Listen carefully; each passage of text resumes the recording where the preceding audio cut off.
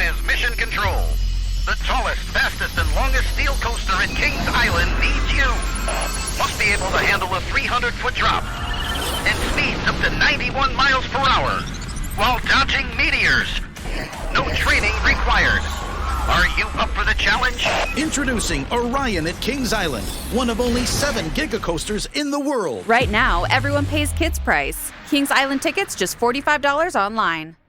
This Labor Day, put an end to junk sleep. Right now at Mattress Firm, save up to $500 on our top-rated brands when you get a king bed for the price of a queen or a queen for a twin. Plus, get a free adjustable base when you spend $6.99 on Sealy. Or save up to 50% on hot buys from top brands like Sleepy's or Serta. With our highly trained sleep experts and our low-price guarantee, you can rest assured you'll get the best bed at the best price. Unjunk your sleep, only at Mattress Firm. Offer valid with qualifying purchase. Restrictions apply. Valid at participating locations only. For offer details, visit mattressfirm.com/sale. This podcast is a member of the Voices of Wrestling Podcasting Network. Visit voicesofwrestling.com to hear the rest of our great podcasts, as well as show reviews, columns, opinions, and updates across the world of wrestling. Very, very, very, Mickey, Mickey, Mickey, Fishy, Fishy!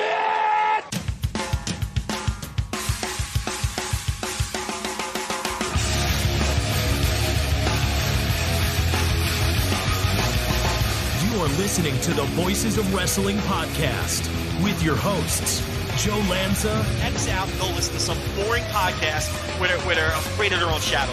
Okay? Don't listen to Joe Lanza, because Joe Lanza's not changing. And Rich Craich. Give me a name. Who delivers this guy in a big spot? Joe, don't yell at me. In the big spot, who delivers better than this guy? Stop yelling at me. I agree. And we are live here on the Voices of Wrestling flagship podcast. I'm Rich Craich, alongside, as always, a man with a supple neck, Mr. Joe Lanza. Joe, what's happening? I do have a supple neck. Thank you very much. That's what Doctor, nice whatever his name said. Yeah, you don't say his name on the air. But imagine being a first-time listener.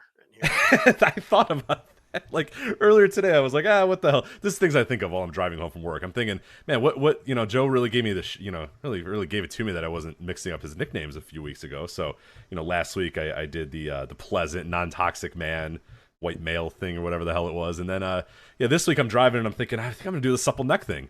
And then I'm wondering, man, there's probably somebody similar to, pulling up Dynamite this week and getting Orange Cassidy and Matt Hardy as your first, first peek into what AEW is. Somebody has listened to this show saying, man, the CM Punk guy's got me interested in wrestling again.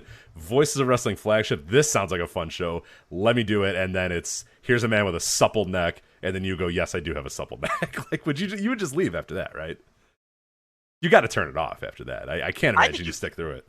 I think you got to leave it on after hearing something or like that. Or you're just trying to, you're like, I got to figure out what is going on here. What does that mean? Who has the supple neck? How does he know he has a supple neck? What is a supple neck? I guess you're right. There is a lot of intrigue there of what exactly constitutes a supple neck. I'm still not sure if I know what a supple neck is. So. I don't even know. It's what you have, apparently. That's all I know. I mean, I should ask, right? I should ask the guy. I mean, yeah, that's one I would definitely clarify. Yeah, that just to be clear that we're all on the same page and that you and the doctor are on the same page. I would definitely clarify what that means. Yeah, so. What's up with the supple neck? Yeah, like, is that a good thing? How can I phrase the question so it doesn't sound weird? Like, should I say? Can I say, oh well, I noticed you marked down that I had a supple neck. Is that a? Is that something to be concerned about?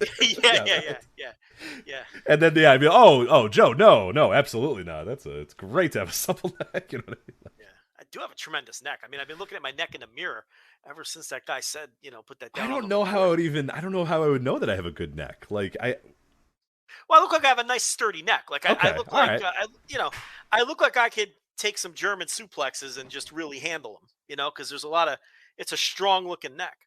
So, that's I could see where he's coming from with that.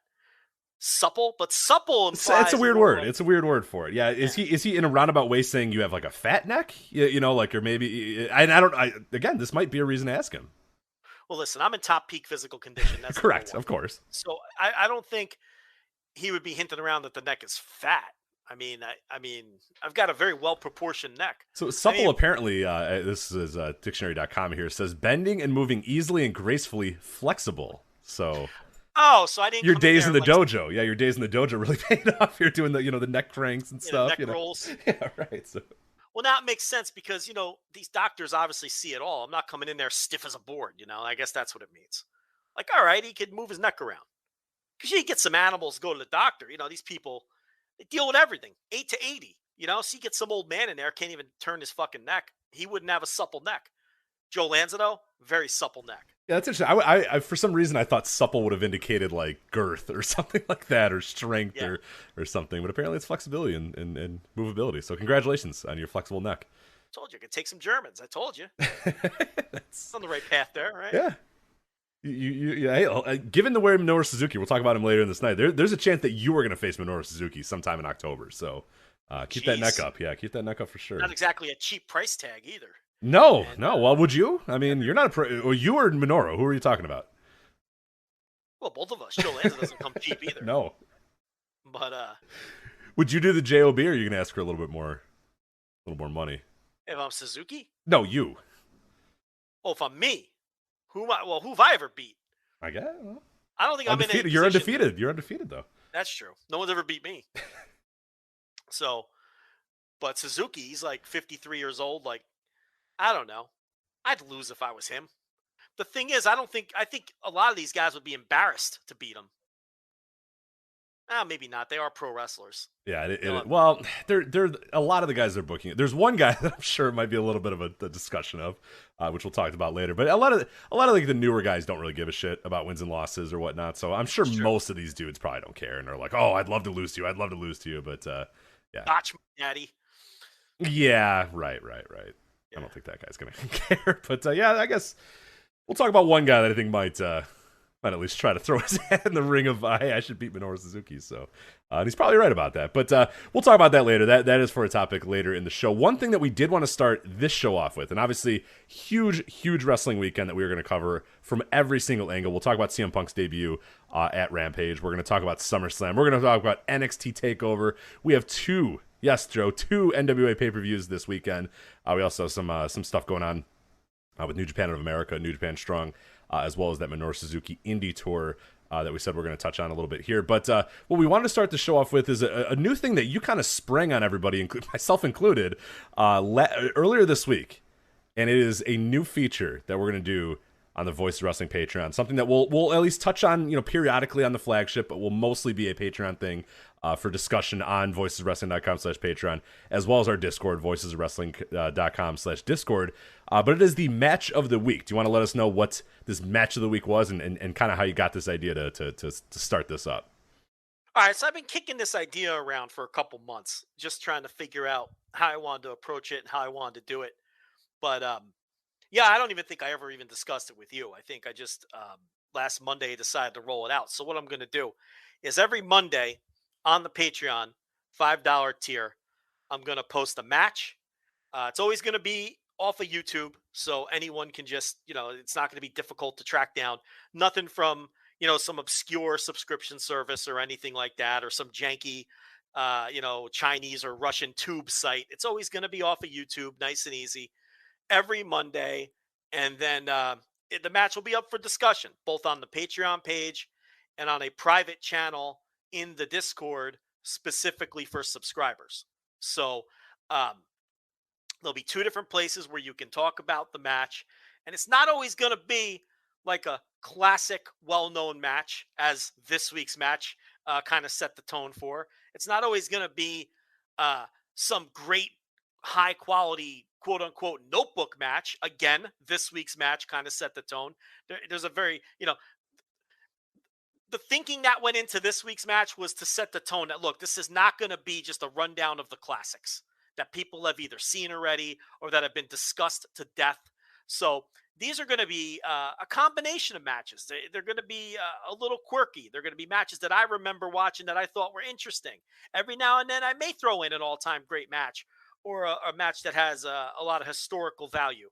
I have the next two planned, and I'm not going to give away what they are, but they tie into each other.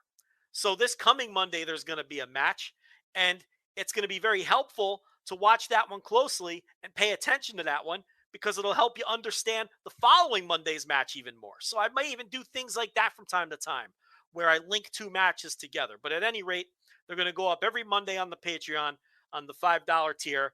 And then there is a specific room in our Discord titled Match of the Week. It's a locked room. You can only get in there if you're a subscriber. And I got to tell you, the activity we had in that room over this match stunned me. I mean, people were still talking to this match, into Wednesday and Thursday even. There's still discussion going on, and this is just a little 7-minute match. So people are into the idea. It's a lot of fun, and if you're into the nerdier aspects of really breaking down matches and talking about pro wrestling matches from a hardcore nerd perspective, I think it's going to be a cool little deal. So this week's match, of course.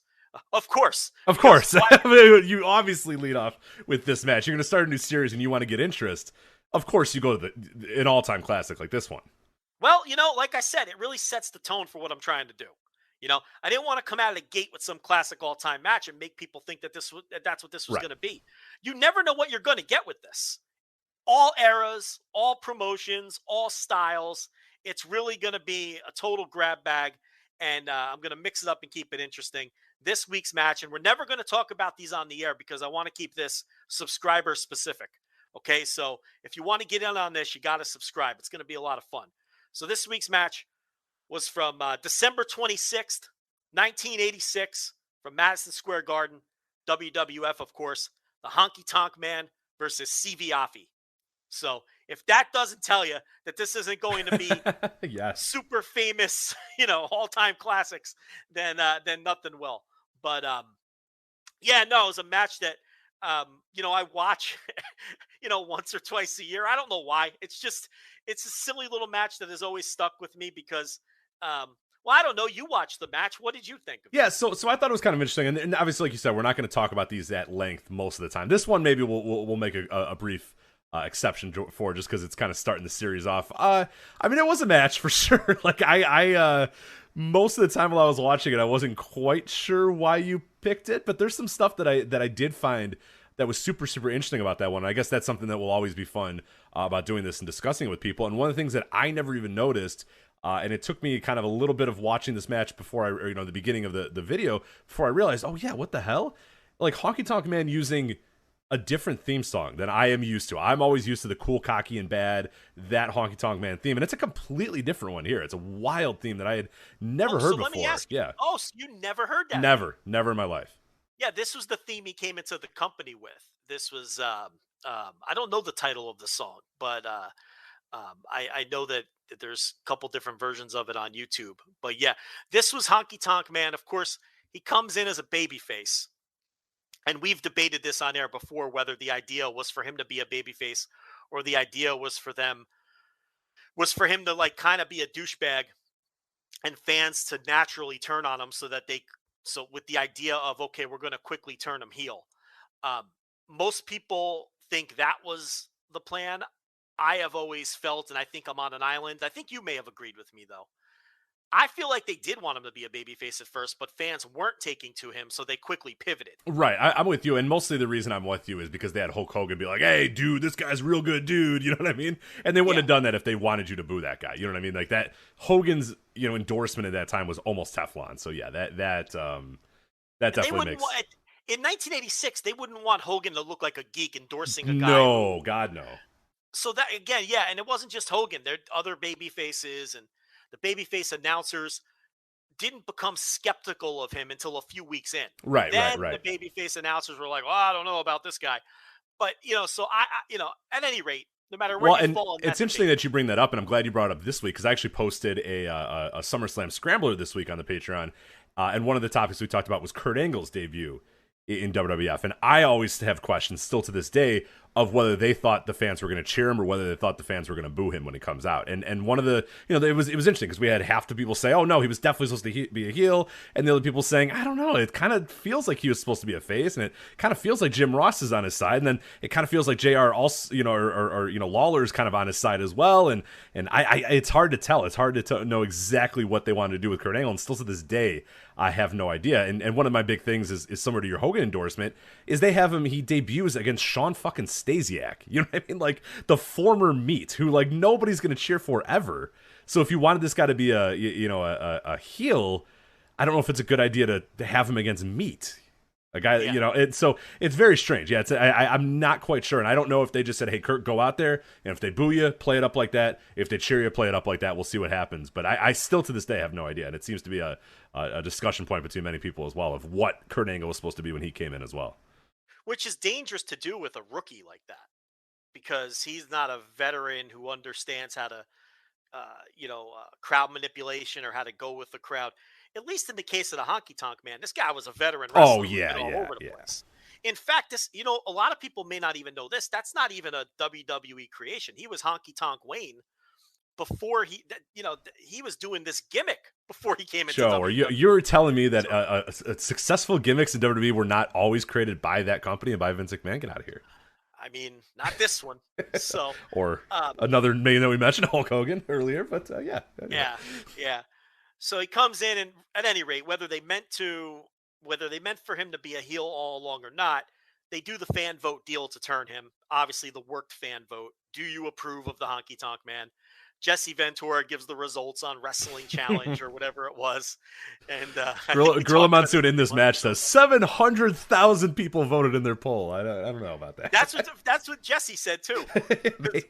It's on the network, that episode of Challenge. So Jesse's standing there with Honky Tonk Man. And Jesse's like, the results are in. Over 700,000 ballots were cast. Right? So Honky Tonk Man's like, I told you they loved me. I told you they loved me, Jesse. And he goes, no. You don't understand. 700,000 ballots were cast against you. They don't like you. Only 130,000 ballots were cast for you. So then Honky Tonk Man goes crazy. This is a travesty. This is ridiculous. I can't take it. So that's how they did the turn. And like you said, in this match, the Madison Square Garden match, Monsoon addresses that because this match took place a couple of weeks after that Ventura segment aired on Challenge. So he is freshly full-on heel in this match. And oh boy, is he a heel. Oh my God, is he a heel. Yeah, but this song is interesting because it's more of a blues song. You know what I mean? It's got a little bit, and it sounds a lot like the Bushwhackers theme that would eventually, they move over to the Bushwhackers. But it's more of a blues song as opposed to the Honky Tonk Man that most people know in WWF. It's just straight up like 50s rockabilly music. You know what I mean? Like it's not. So it's an interesting take that they maybe decided to kind of pivot a different way with that character where he at this time is a little bit more of a kind of a cool, bluesy kind of Elvis inspired guy, whereas like later he kind of looks like Elvis, but he's just basically like a 1950s like sock hop guy, you know what I mean? Like Cool, Cocky and Bad is just like, well it starts off like his first theme is like a true honky tonk song. Yeah, exactly, right. That and then a few weeks after this match they don't totally repackage him, but they give him Jimmy Hart. And I think they did mention that Jimmy Hart was his manager already at this point. He just didn't work this MSG. A lot of times the managers wouldn't go on the road. But so they give him Jimmy Hart, they give him Peggy Sue, which was Sensational Sherry. And then they get rid of the suspenders, they give him a new look, and of course the new theme song. And that's when he goes full on Elvis impersonator at that point. Like you're saying, he obviously is modeled after Elvis to some degree at first with the suspender look, but see, this is my favorite era of Honky Tonk Man. Post turn, but before the repackage. Like I think he's most interesting for these couple of months or these few weeks because in this match against Siviafi, there's a real ferocity to his work. Like, he's bumping around like a maniac too. Yeah, and I've never, I'm used to the Honky Tonk Man that he's not getting paid by the bump. Like the last 20 years of Wayne Ferris was not a man that enjoyed taking bumps, losing matches, or doing anything of the sort. But here, man, he's bumping all over the place. He's looking like $1 million. And then, when he's on the offense, he's just beating the fuck out of Siviafi. It's awesome. So it's not just me; it's kind of nastier offense. Oh, for sure, nastier offense, bigger sells. Just a more explosive worker in general. Because the Honky Tonk Man that I know doesn't do shit. You know what I mean? He barely does anything. So it was really cool. Yeah, once they repackage him to the Honky Tonk Man that most people remember, there's a slight character shift too. He becomes more cowardly, and the idea behind the character is he sucks, but he's going to always find a way to protect that Intercontinental title. Meaning most of the time, he's just going to take a count out. He's just going to leave and get counted out. Or he's going to hit somebody in the head with the guitar. Or Jimmy Hart's going to hit somebody with the megaphone. But he's more of a coward. He begs off constantly. And, he never is at the advantage unless he takes part in some chicanery. This version of Honky Tonk Man that we see in this match at MSG is not really cowardly. He's a heel. There's no doubt about it. And he does some dastardly things. Like the whole setup for this match is he attacks CV Afi earlier in the night to try to get out of wrestling the match. And then, Howard Finkel says that, makes the big announcement. CV Afi has decided that, he's going to compete tonight and the crowd goes crazy. And then Honky Tonk Man has to wrestle him anyway. That's the setup for the match. And then, then they have their match and then Honky's doing his usual posturing in the post-match, telling the fans how much that he loves them, and he's taking too long to get out of there. And here comes Tito Santana. Oh, I loved it. Well, the thing that I loved about that is it's on this week, especially when we're talking about Mystico and the old Mystico is the new Mystico, who's the old Mystico, who's the new Mystico or whatever. And I love this this tribute to Mystico here by Honky Tonk Man. He just wouldn't leave the fucking ring. He was just soaking in the adulation, none of it coming. It's like fucking Mystico in a Fantastic Mania, where it's like, bro, I don't know if that side's gonna give you any more cheers than they gave you the last time you did it. Like, get out of the fucking ring, man. Let's go. And it's all done for heel heat here, where Honky's like, thank you.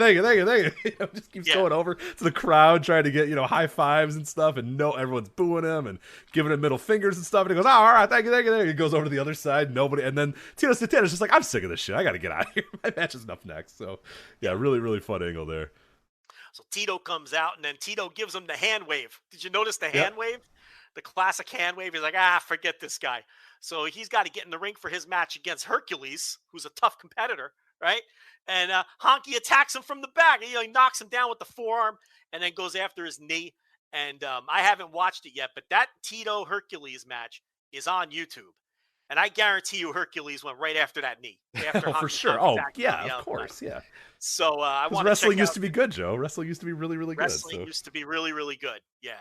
And WWF wrestling anyway used to be really, really good. So, so anyway, that was the match I picked this week. And there were some really cool discussions on the Discord, about the entrance music that, like you, a lot of people never heard that original entrance music. So there was a discussion there, and this theory that it was repurposed for the Bushwhackers, which is that confirmed? I mean, I don't think it is. I think it's just, I'm sure just in general they had like similar vibes. You know what I mean? Maybe you're like, if it's one composer, if that's a Jim Johnson song or someone in house that's doing it, like they might just have the same vibe and they might not have, I don't know. I don't know if it was literally like, oh, hey, let's just take this old honky verse and make it, or this old honky song and make it for Bushwhackers. I think it's maybe just, inspired by it, or it's the same guy creating it. So there's only so many different types of music that guy, kind of is inspired by or can create. So I don't know.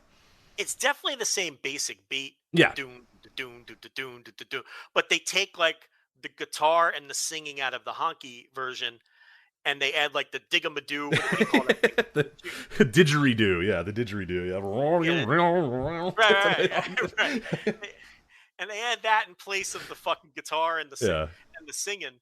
That honky song isn't even a bad song. Like, it's not. It's really not. Yeah, that's why I was like, man, this guy's kind of cool. Like, it's not a bad song. He definitely comes across cooler, and that's probably why they changed it to like the absolutely most uncool thing that you could late '80s, and you're just doing a 1952 like sock hop song, a fucking drive-in, a theater song. So yeah, it made a lot of sense that they went in that direction with it. But there's also great discussions and anytime you're going to watch an old wrestling show, you're going to hear some very odd things from the announcers, potentially cancelable things from the announcers. So Bobby Heenan, Bobby Heenan, talking about the Samoans all being illiterate and and stuff, and they don't even, the best, he says, they don't even know their shoe size. Gorilla, you could tell his because obviously the Samoans never wear shoes, and Gorilla, you could hear him for a second just not have a response. He's probably laughing.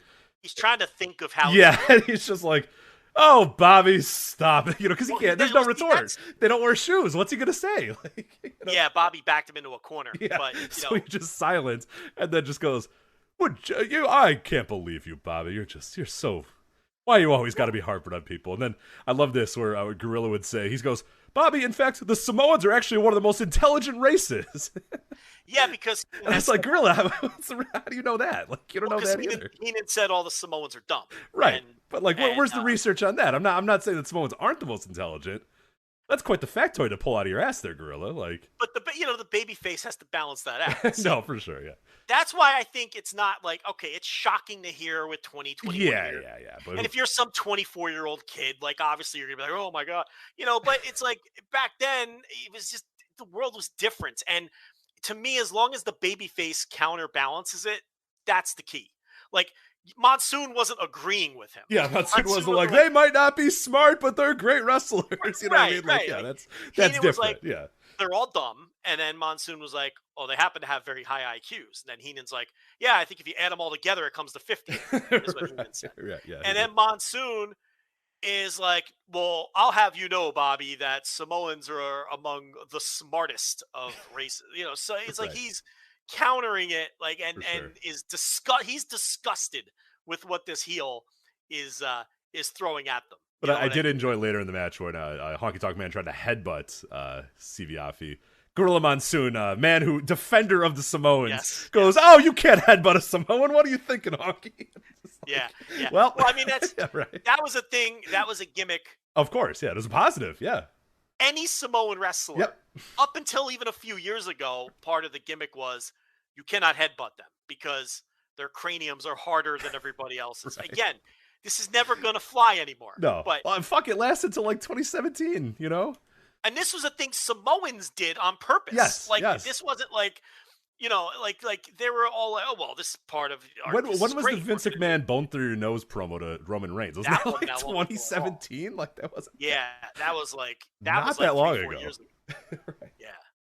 Yeah. Well, I think the line was, "You're one generation removed from having a bone through your nose." Yeah. On fucking Raw. Not that long ago. In like 2017. Yeah. I mean, but Siviafi, of course, is the one we're talking about, and he came in '86 as the latest attempt to replace Jimmy Snuka. And you say, I know how you mentioned like he's the latest way to replace Jimmy Snuka. They literally were just like, "Hey man, just be Jimmy Snuka if you could." And he's like, "Okay." He's wearing the same trunks, same hair, same physique, same potentially medically aided physique, like same wrestling style. They didn't. He was literally Jimmy Snuka. There was no difference other than one was tremendously over and the other one was Siviafi. So, well, by this point, see, you might not know this, but they debuted him as Superfly Afi. They called him fucking Superfly. Yeah. Like, people think Fake Diesel and Fake Razor was the first. No, that was like 10 years later. This was just McMahon has tried this playbook forever. He's always had this ego.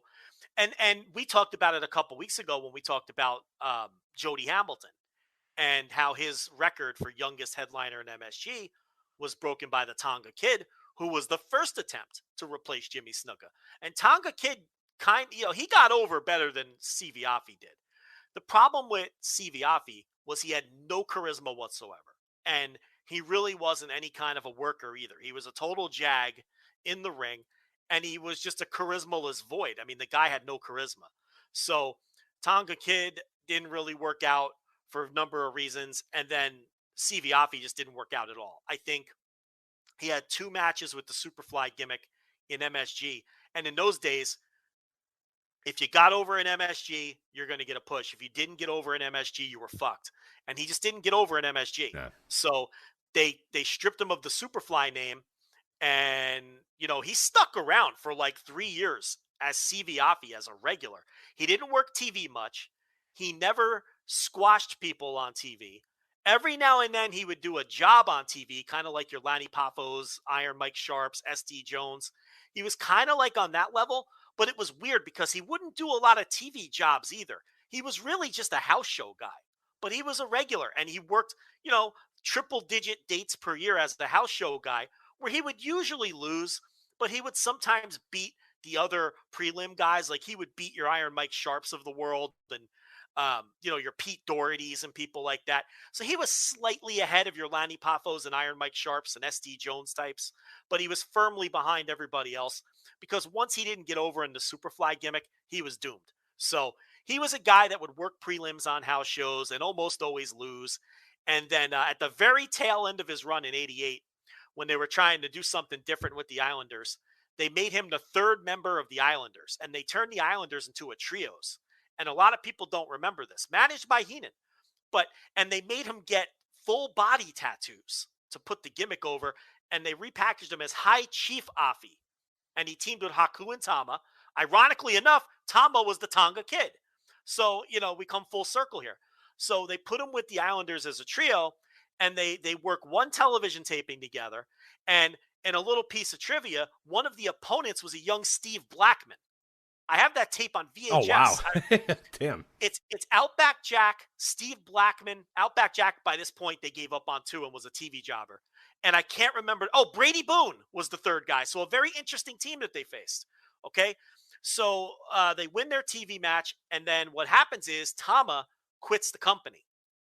So on the ensuing house show tour, Bobby Heenan replaces Tama. So it's Haku, High Chief Afi, and Bobby Heenan. And then by the time the next set of TVs came around, they gave up on the idea, because the idea was to be a trios team. And I guess they didn't see any potential in keeping Haku with CV Afi, because if you really want to come full circle, before Tama was ever in the mix, Haku and CV Afi were partners as baby faces before they put Haku with Tama. And that team never took off. So I guess they figured, if it didn't work as baby faces, it's not going to work as heels. The Islanders are kind of played out as it is. So they fired CV Afi after he got full body tattoos to put the gimmick over. They let the guy go, and then they repackaged Haku into King Haku. So that's kind of how. That's way more information about CV Afi than anybody wants. But there you go. There's the history of CV Afi in the World Wrestling Federation. And if you want to watch the match of the week, it's Honky Tonk Man versus CV Afi. You got all your background, and we're going to do this every week. And really, you're going to want to get in before next week. Rich, you don't even know the two matches. I don't. I know nothing. I don't want to. I want to be surprised, so don't even tell me. You are going to love this week's match. You are going to love it. Like, obviously, I think a lot of people were like, mid-'80s WWF is Joe's wheelhouse. Sure. That's where he was going to go week one. This is most definitely not my wheelhouse, but it's a match that it's a famous match. I would say it's a famous match. And it's a match that contains, it's not only a famous match, but it also has a really great angle. And then the match the following week is going to tie into the match this week. And it's definitely not, this is not going to be a mid-'80s WWF project. I'm bouncing all over the world and all kinds of time periods. So this match is definitely going to generate, the one coming up, a ton of discussion. So there you go. That's the new gimmick. Match of the week up at patreon.com/Voices of Wrestling. Also going through the SummerSlam Scrambler right now as well. I can do that through the rest of the month, and maybe some exciting stuff coming up in September as well. So we'll do SummerSlam retros until the end of August, maybe the early parts of September, then move on to some different stuff as well. But that is up there, Thursday tier reviews, all the other stuff available at patreon.com/Voices of Wrestling. So obviously we start this show where so much is going on in the wrestling world. CM Punk just debuted, SummerSlam happened, Brock Lesnar, Becky Lynch came back, TakeOver had a match of the year contender, and of course the way we start our show is talking about Supple Next, CV Afi, and the Honky Tonk Man. Just perfect flagship right there. But let's get into the big news here.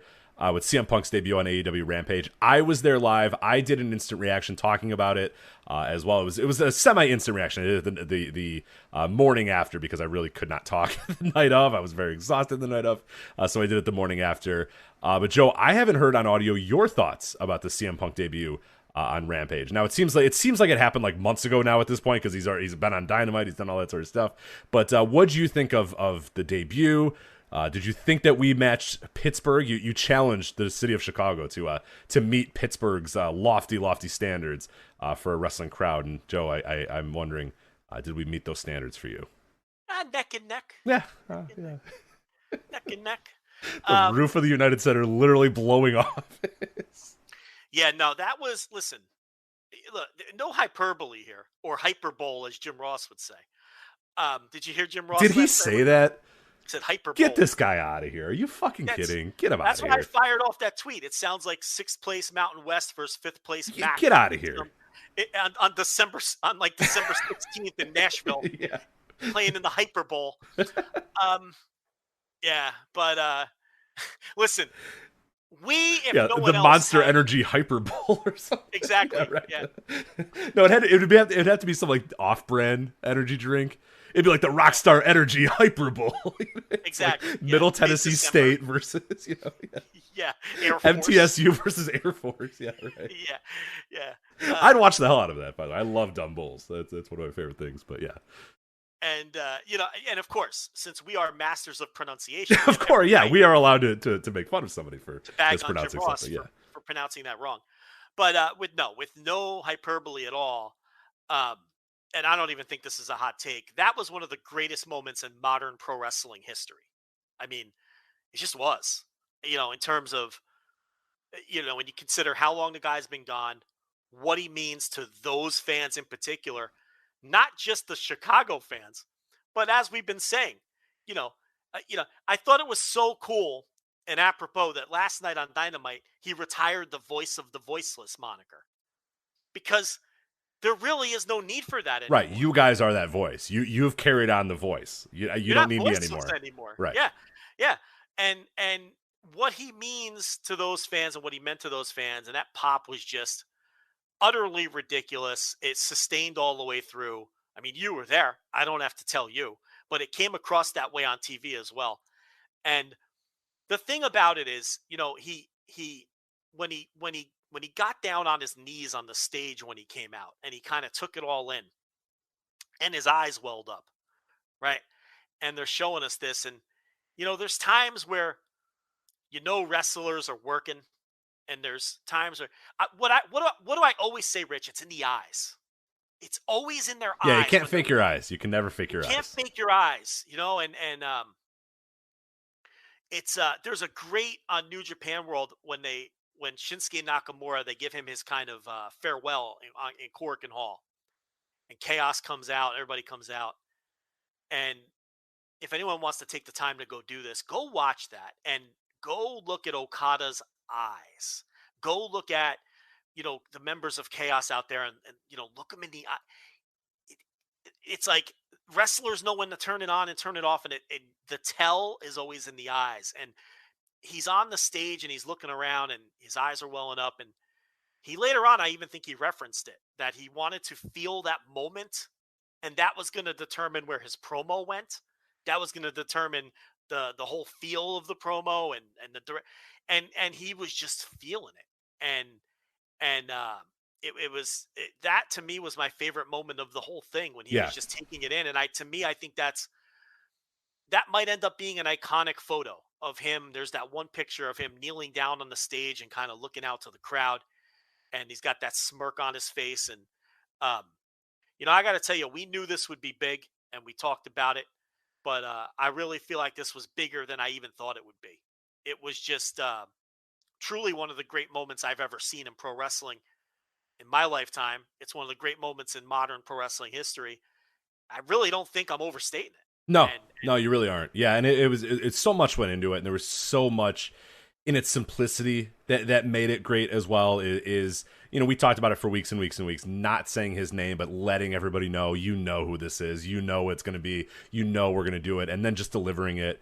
And, we had talked about, okay, well, maybe you do this, or maybe you have this guy come, and maybe you have that guy come, and it's just like, they got there and they said, no, just play the fucking music and have him walk out. It's like, and it's perfect. Like, you didn't overthink it. You just said, you didn't say, well, what song are we going to use? It's like Tony just bought Cult of Personality and said, the show's going to start, we're going to play your fucking music, and then you're going to walk out. And then you have the first half of the show, basically, to do whatever you want to do. But it's cool that people were debating. Yeah, right. That's what I mean. And that the simplicity of not saying what you were going to do, and the simplicity of leaving it a little open-ended, and the simplicity of just kind of leading people close to a point, but not leading them all the way there, allows people, and that's what the art of pro wrestling really is that it allows people to say, oh, they should do this, they should do that, or hey, what about this, or what, and it's so much easier than saying, oh, next week on AEW Rampage, CM Punk will come out and address the AEW crowd, you know what I mean, like that. A lot of times wrestling companies do that because maybe it makes more business sense to do that and say, okay, this guy's going to come on this segment or whatever. But it takes so much of the spontaneousness of wrestling. It takes so much of that out. And that whole moment felt very spontaneous. Other than we're going to play your music. From that point forward, Punk, however you want to walk out, however you want to get in the ring, however you want to do it, whatever, go for it. We don't care. You want to crowd surf? Knock yourself out. You want to sit on the ramp for a minute and take it all in while your eyes well up? Do it. If you want to wait till, and I saw someone point this out too, that if you listen to this song, at the point of the cult of personality when it says, will you set me free or whatever, that's when he stands up and walks towards the ring or whatever. So kind of a cool little, I don't know if he did that on purpose. I think it was Andrew Rich, actually, that said on Music of the Mat. And knowing Punk, there's probably a pretty high % chance that he didn't just, it wasn't a coincidence that he stood up at that exact time or whatever. But like they pretty much said, hey man, you got 20, 25 minutes or whatever, go do whatever you want to do. And that to me is what pro wrestling is. Like you said, Punk being able to kind of breathe that in and not having a PA run up to him and go, okay, no, go in. We got to play your pyro. Your pyro's going to come. Like, it just wasn't that produced. They just played his music and said, go, and that made it awesome. And it felt like his promo was a guy speaking from the heart. It felt like a guy who fell back into love with pro wrestling in that moment. Maybe he didn't know if he was going to fully love it again. But like you said, that moment when he comes in there and his eyes well up, it's like you can feel the rush, the 7 years of, I'm done with wrestling. Wrestling's not that cool. Wrestling's not that fun. Because that guy was on record saying, who cares? Wrestling's wrestling. Whatever, And in that moment, it was just like, fuck, this rules. Wrestling is so great. The moment that we all have when we think wrestling is dumb, and then something comes and we go, fuck, that's great. Wrestling is so good. He had that moment there. It happens to me once a week. Right, where you're like, fuck this shit. This is stupid. Why do I devote my time I'm not doing this. And then you watch Walter versus Ilya Dragunov, and you're like, fuck, yes, wrestling rules. Like, yeah. So, no, it's exactly that. So, yeah, you felt that in that moment, that was a guy who, once again, was falling in love with wrestling. And his promo reflected that. A guy that's just, he's back to loving wrestling. And I thought, and I guess this is a little bit of a debate that you and I can have. Maybe not a debate. I guess I don't know your thoughts on this yet. But I have seen some people say that they thought his intro promo could have been a little bit more anti-WWE and really kind of stick it to him and go at him and all that sort of stuff. But I actually thought, and I talked about this on the instant reaction that I did, I actually liked his approach, that he doesn't need to punch down or punch over to WWE anymore. All he had to say was, look, they do a thing that's entirely different than what we do here. We're AEW, we're wrestling. When I left Ring of Honor, I left wrestling. Whatever that other stuff is that other stuff, but I'm here now and I love wrestling again. And I like, to me, that's even more poignant than saying, yeah, Vince McMahon, he should die, or like, oh, that guy's dumb, he doesn't understand it, or bad creative. Like, that stuff, we've heard that stuff 1,000 times. But this is a man who usually doesn't take the high road, taking the high road and going, you know what, you guys do whatever the hell you're going to do. We're going to move pro wrestling forward here. AEW is pro wrestling, and that is what we're going to care about. You guys can go be like Marvel or whatever the hell you're going to be. This is pro wrestling. And I thought that was so good and such a good way to have that promo go, as opposed to just the bottom of the barrel kind of punching down, taking shots at WWE thing. I don't think he needs to do that anymore. And I think it's even more poignant to just kind of feel like you're ignoring them and you've moved on completely from that entire period of your life, which I actually appreciate.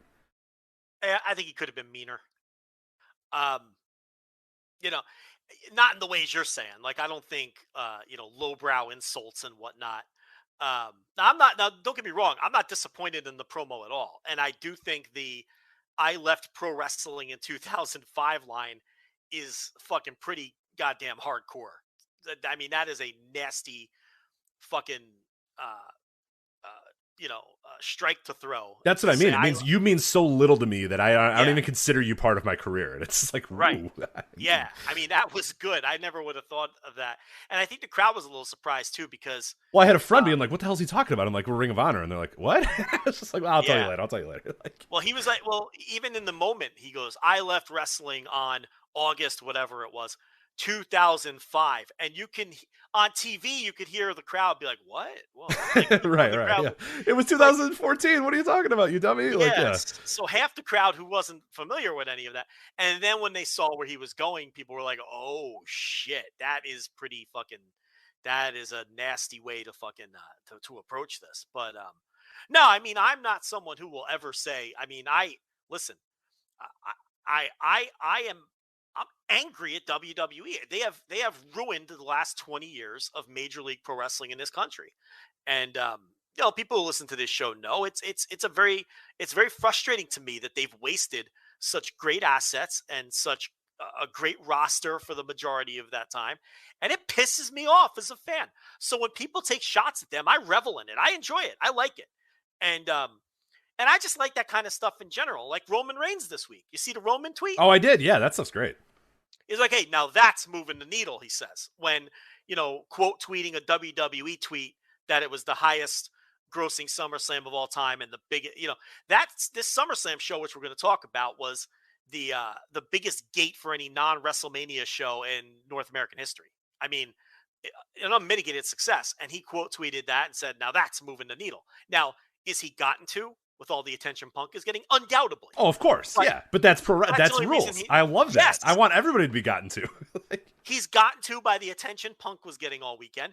And he accomplished something that was great. So he's going to fight back, as he should. So that fucking rules. Why do people not like this? I don't know. They're like, dorks. I want more of this. It's awesome. It's fun. This shit is fun,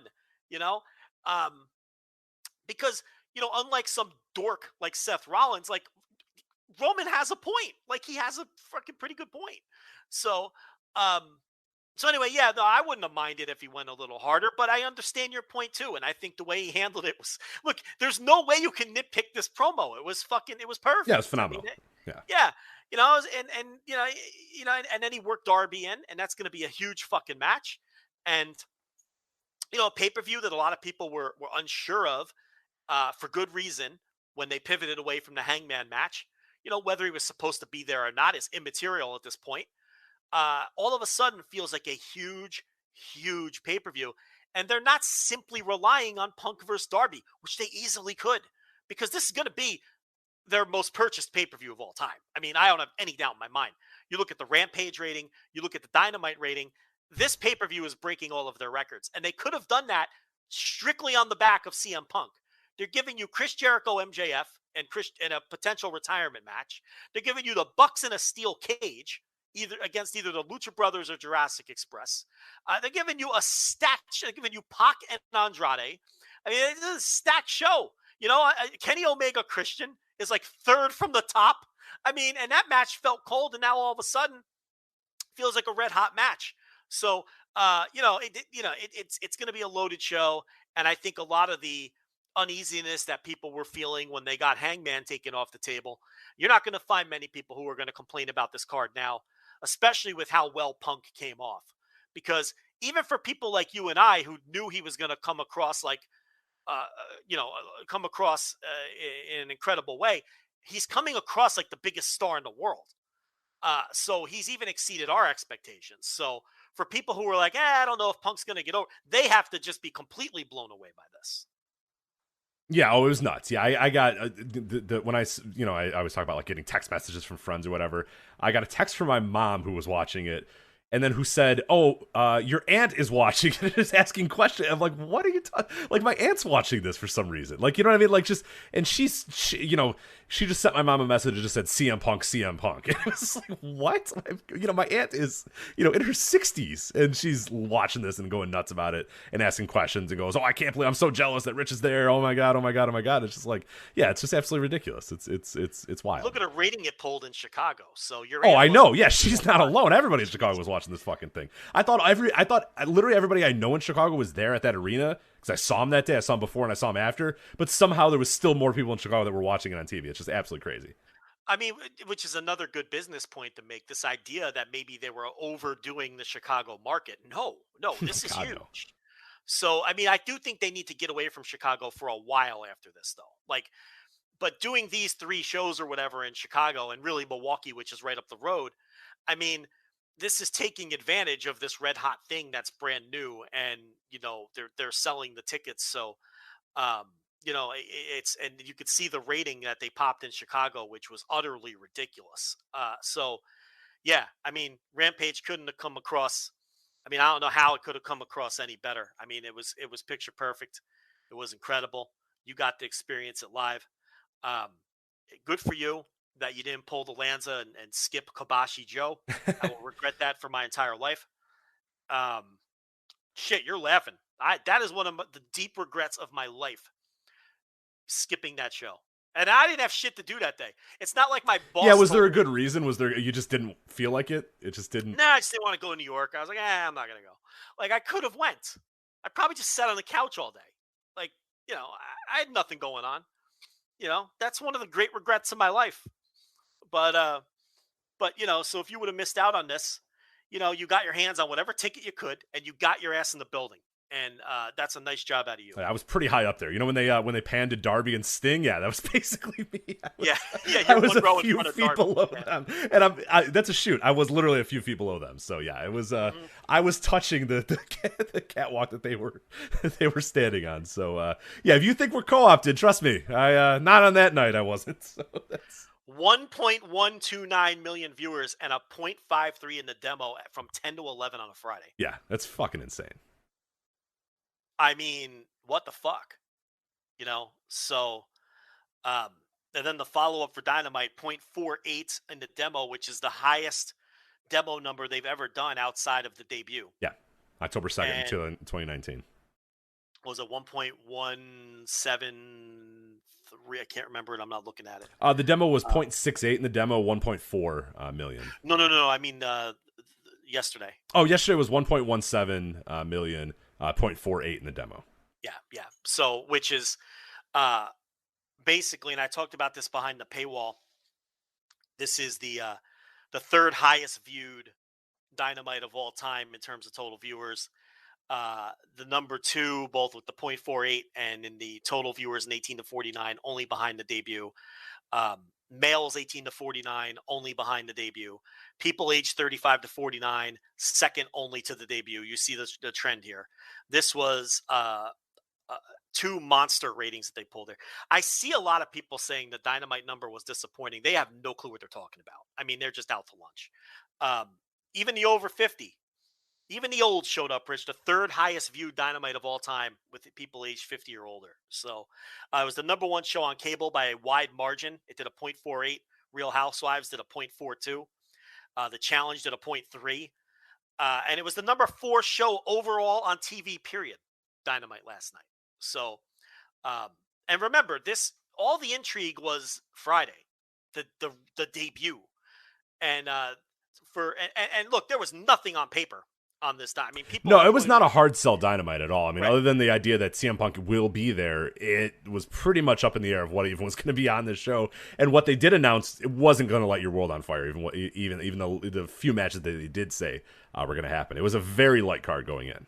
Yeah. So Punk, the second time around, basically did the best Dynamite numbers of all time, excluding the debut. Is the most basic way to look at it.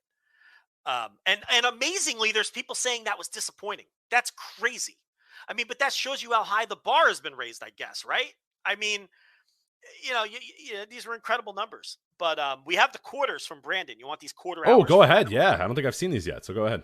All right, so the show opened at 1.241 million viewers tuning in to see, if Punk would open the show. He did not. It was Orange Cassidy and Matt Hardy. So they lost some viewers the next quarter hour. They gained some back. Gee, I wonder why. But the show was well over 1 million for the entire duration of the show. So, I think a lot of people, everyone turned on expecting Punk to open again. See, my feeling was he was either going to open the show or come on at the top of the hour. I knew they weren't going to save him for the end. And they ended up going with top of the hour. So bounce back for Lucha Bros, 1.227 million. The women's match dropped to 1.17 million, which was basically the average of the whole show. And then Punk bounced back up to 1.2 million again. So technically that was the third highest quarter, with the opening quarter and the Lucha Brother match barely edging it out. But those were the 3 quarters that were over 1.2 million. And then after Punk was done, it slowly cascaded down until the Malachi Black, Brock Anderson main event, which did just shade over 1 million. So there's your quarter hours for Dynamite. Pretty much the pattern you would expect. Yeah. That's nothing surprising there. But a pretty monstrous numbers there for both shows, and that leads us into All Out, which we'll talk about more extensively next week once the card is official and all that. But I mean, we pretty much know the card. It's Punk Darby, it's Omega versus Christian, it's the Bucks defending the titles in the cage, it's MJF Chris Jericho, it's Andrade versus Pac. I am told I made a mistake on the TV reviews, and Miro Kingston is in fact on the pay-per-view. So Miro Kingston for the TNT title, Britt Baker versus Statlander, the Women's Battle Royal, which we all expect Ruby Riott to debut. That's 8. And I think I'm missing a match or 2. Yeah, you're missing a Mox. Fucking John Moxley, Satoshi Kojima. Let's go. This is what I mean. This show is Red fucking Club, baby. Yeah, this show is loaded. Honestly, give me Moxley Kojima, Punk Darby, Jericho MJF. I'm good. Everything else after that is fine. You know what I mean? Everything else is whatever. Yeah, Bucks in a cage. Yeah, I mean, right. I don't even count that as the ones that I'm definitely looking forward to. But that match is going to be fucking great. Yeah. So Pac. I mean, it could be a great match. So it's like, no, the show ended up. It's going to end up being a loaded show, which we weren't sure was going to happen. We thought they might just rely on Punk, and that wasn't the case. And now it all works out because you've got Hangman versus Omega for a rainy day. I mean, you could push that to another pay-per-view, and that could carry another show. So I was consistent with that take all the way throughout. People can't say I wasn't. I just feel like that, even though the decision was taken out of their hands, I think it works out for them anyway.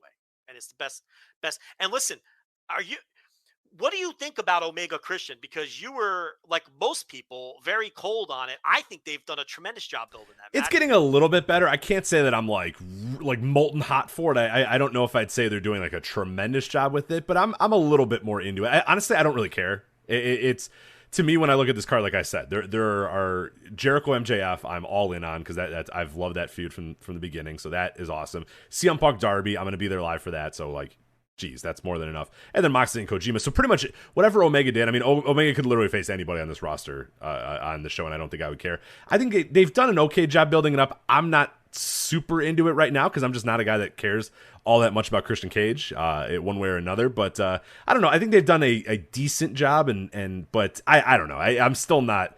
I guess I'm a little bit more down on it than you are. You seem to be pretty into it now. I think it feels like a hot match to me now.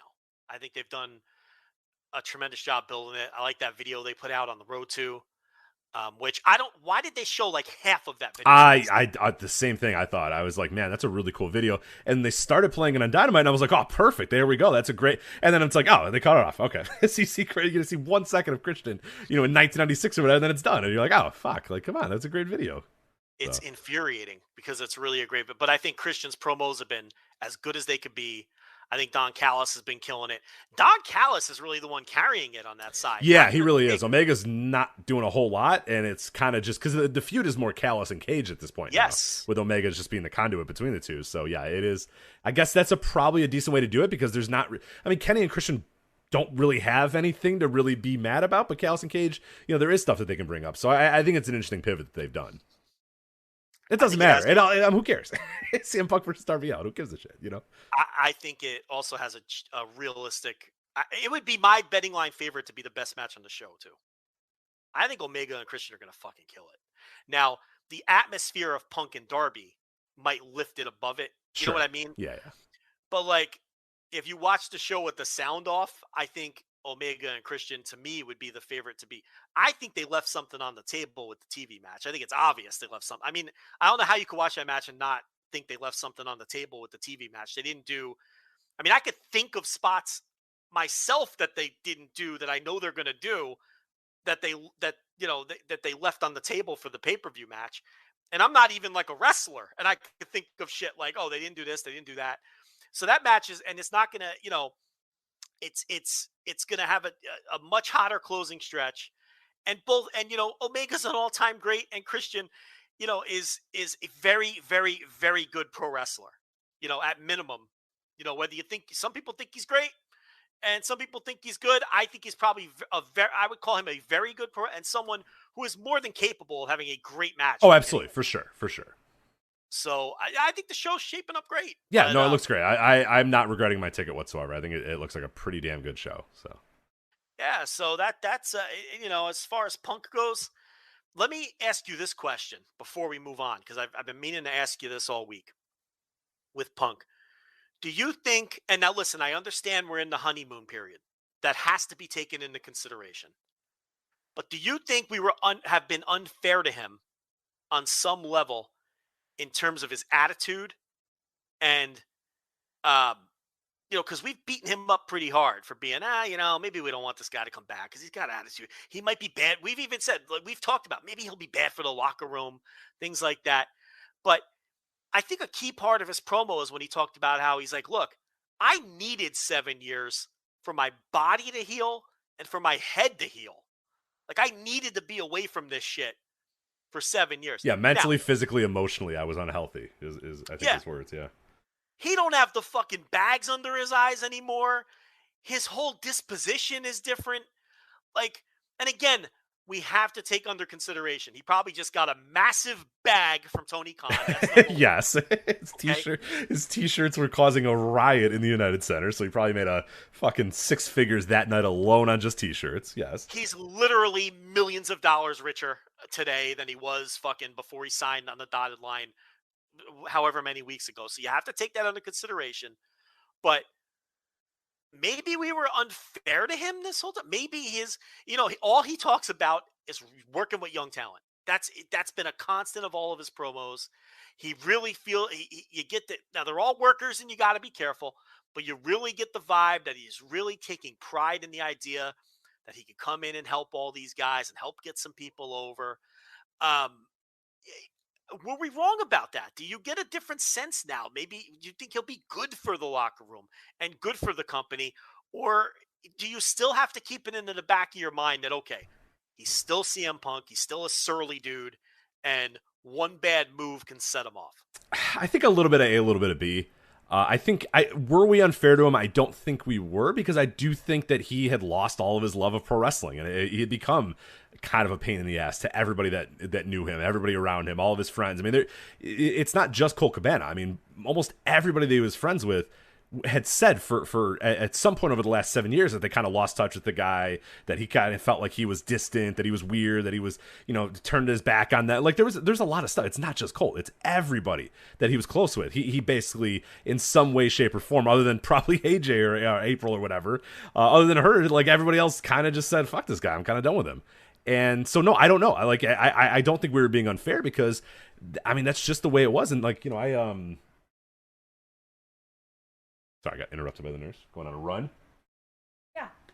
Worked 13 hours, now going for a run. That's insane.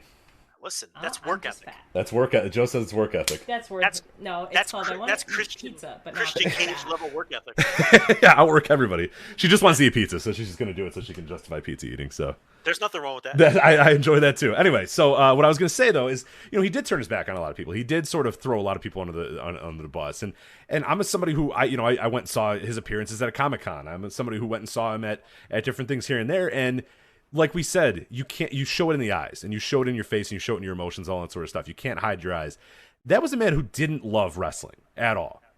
I went to this one Comic-Con thing, I think it was C2E2, I forget what year it was, and somebody asked him a wrestling question, and it was just like, it's like you just told this guy, he was just like, fuck, you know what I mean? Like it's like, yeah, I don't know, whatever. It's just like, I forget even what his answer was, but it was such a dismissive answer. And it was like a guy who didn't want to talk about wrestling, couldn't give two shits about wrestling, just wanted to get away from wrestling as much as he possibly could, as quickly as he could. And that was kind of this general thought, hey, I'm going to do UFC. Hey, I'm going to do this. Hey, I'm going to do comic books. Hey, I'm going to do everything I can other than wrestling.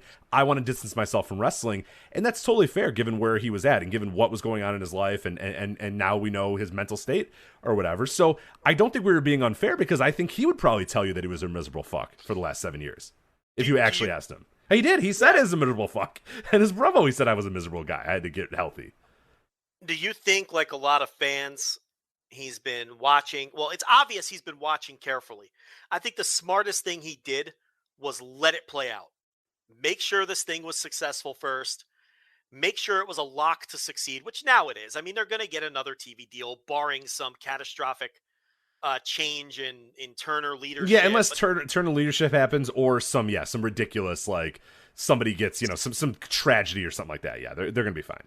Yeah, and even if Turner doesn't want them, their numbers are so strong. They're the number one show on Wednesdays. I mean, they're gonna get a third TV contract. There's no doubt. So he was very smart to wait it out and make sure it was a success, because it would have looked really bad on him to jump in on something that was new. And then Tony Khan turns out to be like a dipshit or a moron or something. But now that he sees that it's well booked It's well produced. It's successful. It's professional. Right. They're pushing young stars, which, like you said, is something that is clearly important to him. Yeah. So do you think that there's, I guess I already know your answer, but don't you get the sense that, like a lot of fans, he's been re-energized by AEW? For sure. Oh, no doubt. Yeah. No doubt. And so I don't think we were wrong. Like, again, I don't think over the last 7 years we were wrong to say, hey, this guy is kind of a miserable fuck and we don't want him in our locker room, because the CM Punk from 2018, I don't want in my locker room. I don't want in this AEW locker room. This CM Punk, the one that's re-energized, the one that sees the proof of concept, the one that clearly sees, and has named names and takes every opportunity in all of his promos to put over. The first thing he says in his promo is he puts over Britt Baker. You know what I mean? Before he says anything, he goes, oh, you really know how to make a guy feel like Britt Baker in Pittsburgh or whatever. You know what I mean? Like, immediately puts over Britt Baker, immediately starts putting over Darby Allin, immediately puts over Jungle Boy, immediately puts over those guys. No, I think clearly this is a guy re-energized by this wrestling thing. And yeah, this doesn't feel at all like a guy mailing it in right now. With that said, it is still CM Punk. It is still the guy who for the last, 15 years has, had his, there's good times and there's bad times with him. And there's times where, and it goes back to fucking IWA Mid-South. It goes back to Ring of Honor. It goes through his WWE run, where when he gets down, he gets real down. And when he gets annoyed, he gets real annoyed. And, if it takes destroying personal relationships, he's okay with doing that. Like, he doesn't really mind. So there's still that little bit in the back of my mind. There is still a little bit that could possibly happen, but he does feel like a guy who at least finally feels like he has a place in this business, like he has a place that he can call home, like he has he's in a lockstep with what AEW wants to do. So I'm definitely more hopeful than I would have been 2-3 years ago. He had to know too that he was the poster boy for this whole movement, right? Like, he's for sure. Smart enough. Oh yeah. No, he knows. And I feel like if not for the pandemic, he would have come back sooner. Obviously he wasn't coming back with no fans. I mean, because it had to be this way. It had to be this way. He wasn't going to come back to Daly's place with, their maximum 100 tickets sold to get, to have Griff Garrison, standing, give him a standing ovation. Yeah, no, that's.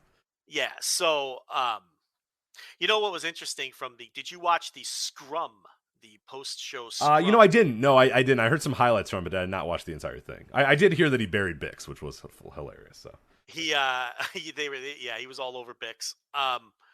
But you bring up Bix, I want to bring up Bix. Bix asked him, when Bix finally got his phone situation figured out, Bix is not a fan of the app, the Android app but anyway. So when Bix finally got his phone situation straightened out, he asked Punk, he said, hey, listen, there's some people in this locker room that you have and I'm paraphrasing, a pretty contentious relationship with. Did you smooth all that over? Was that part of all of this? Right? Now, obviously he's talking about Colt primarily, and maybe some others as an ancillary thing. But Punk's answer was very careful. The way he answered it is he said, I got to this building early today or whatever, and I haven't had a problem with anybody in the building today. And then he left it at that. Well, Colt wasn't there. Colt was working the Juggalo show that night. So he was careful not to, you know what I mean? Like, I haven't had a problem with anyone in the building today. So I don't know where they stand. They fucking sued each other. So, who knows what's going on with that. But look, you're always, does everybody in every locker room all get along? Of course not. So, can they coexist as professionals? I mean, I'm sure Colt in his position really doesn't have a choice, to be completely honest. I have nothing against Colt, but we know where the power lies here. And, maybe this is the newer, the new and improved version of Punk, where bygones are bygones, and maybe I don't want to sit down and break bread with the guy, but, I don't have a problem with him dressing across the way. Right. I could see a total worker thing with, hey, you're going to make us a lot more money, fist bump, all right, cool, move on with our lives. You know what I mean? I don't want to work with the guy. Yeah, I'm not going to go out to dinner with you afterwards, and I don't really want to get in the ring with you, but hey, you're going to make us more money, whatever, Or I'm reading way too much into his answer, and it is water. No, he's a guy he's a very deliberate careful man. The way he yes, speaks. He's very careful and very deliberate with almost everything that he says. So I would assume, yes, that is a good, smart answer for him to say at that day, and it probably tells you that maybe they haven't had a sit down just yet, and we'll see how that plays out. But again, it's not like Colt's going to show up to the building and go, well, I want that guy fired, and Tony's going to go, well, my hand's been okay. Sorry, Punk, you got to go, pal. Like, it's too late for that at this point. So it might just be a, hey, you don't talk to me, I don't talk to you. Let's just go make money, fist bump, move on with our lives, type of thing. So, wouldn't you love to see him make up? That'd be awesome. It'd be incredible. I'm not in their shoes. I don't know how much money one costs the other. Right. You know what I mean? As the Cardinals blow their lead against the Pirates here, as I'm keeping an eye on this wild card race. But yeah, you'd like to see it happen because they could do a lot of fun things on the show if they have in fact, made up. I think if he would have come out and worked a high Colt Cabana into his promo, we all would have had the answer. But that was conspicuous by its absence as well. The ice cream bars weren't conspicuous by their absence, and the voiceless hasn't been conspicuous by its absence. But and sitting cross-legged in the center of the ring wasn't. But nope. The high Colt Cabana, we didn't get that. We didn't get that. Yeah. And that would have been a perfect thing to work in. I got the wrapper right here, by the way, the ice cream wrapper. If anybody wants to, Why have you not sold it yet? I was going to ask if anybody listening wants to pay a pretty penny. You can shoot the DM. It's right here. It's only slightly torn at the bottom. It's not bad. So, it's right there. You can hear it. Doesn't that sounds like an ice cream wrapper, right, Joe? What are they? Yeah, it sure does. What are they fetching on eBay? Are they getting decent money? Or I forget what they were getting. I know some people were selling actual ice cream bars, and I was like, I don't know about that. Let's see, eBay.com, the CM Punk ice cream bar wrapper. It was pretty hard to get any sort of food at the arena, so everybody just ate their stuff right away. But let's see, $30 right now on eBay. So fine, it's not worth it. Yeah, no. I'm gonna sign. I will sign it if you want it for $300. So there you go. There you go. There's the offer. Autographed by Craig. Autographed by me. $300 yep. for the wrapper. Mm-hmm. People have offered me money for my notebooks, my wrestling notebooks, my notes. So you might get the $300 for that wrapper with your autograph on it. There you go. So that was that. That was fun. I was glad to be there. People did ask me, did I prefer that or the Money in the Bank 2011? And I think I still like Money in the Bank 2011 a little bit more. We're talking about two all-time great wrestling moments too, so I'm very spoiled in this respect. But one of the things that made that Money in the Bank great is the vitriol towards John Cena made the cheering for CM Punk that much better. Whereas this was just constant praise and constant. I mean, it was awesome. It was really cool to be in. But yeah, having the juxtaposition of like, this guy's awesome and this guy fucking sucks, like, it made it pretty cool for Money in the Bank. But these are both all-time greats, and I'm very, very lucky. So. Yeah, for sure. I also saw WrestleMania 13, but I didn't care about Austin and Bret Hart during that. I was too young. I only cared about the Nation of Domination versus LOD Chicago Street Fight. That was the match. That's another big time match. I've seen a lot. I saw Chris Jericho's debut. I saw what did I see here? The return of Brock Lesnar at Extreme Rules. I was there for that. I mean, they give Chicago.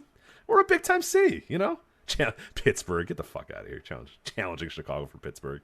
It's close. It was close. I think you might have edged him out. Just a hair. Yeah, Chicago's the epicenter, man. There's some big moments. Might have edged him out. I got to hear that Giannis Antetokounmpo pop. What in the world? Say that again, please. Giannis Antetokounmpo. Giannis Antetokounmpo. Oh, well, look at you. Yeah. You know what percentage of even NBA fans can say that properly?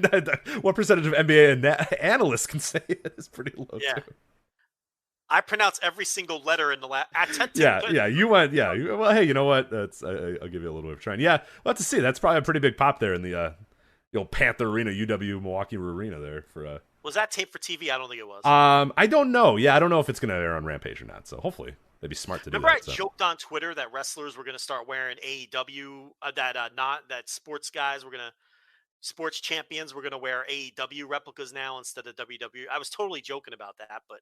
There's Giannis Antetokounmpo with his replica AEW belt. He's a big get too, because I don't know if you know about this. Like before every game, he like fake wrestles with his teammates. They can get him on board. That's an NBA champion. That's a 2-time MVP. You know what I mean? Like if he's repping AEW, that's a big deal. So I don't know who made that call. I don't know if he called them or they called him or whatever. But keep him on board, man. That's a big deal. I think his fake title brother was with him too, but nobody cares about Which one? He's got multiple. There's Costas. There's Theonis. There's another one. One on the Bucks that won the title with him. I forget which one that is. But... I think he was there. That one failed a COVID test and wasn't even there for the deciding game. Of the yes, finals. but Giannis, for some reason, his brother that he lives with. We're good. Right. Yeah. That was Theonis that tested positive for COVID. Yeah. But contract Tracy did not lead him to the brother that he lives with. No, the NBA made sure that wasn't it. Yeah. Who did you hang out with? Definitely not your brother, right? No, you're good. Yeah, just you. That's fine. Yeah. I got a friend who big time into gambling, and I to fuck with him that day, I sent him a text that just said Attenton Kupo out for COVID protocols of game. And he's like, "Oh my God, really?" He's like, "Oh, I'm gonna." How much money did you swing? How much money single-handed did you swing there? He's like, "I gotta middle myself. I already have money on the butt." And I felt bad about it, so I was like, "Nah, it's a gimmick tweet. It's the other, right. It's the other Attenton Kupo. Don't do anything stupid with your bookmaker, please."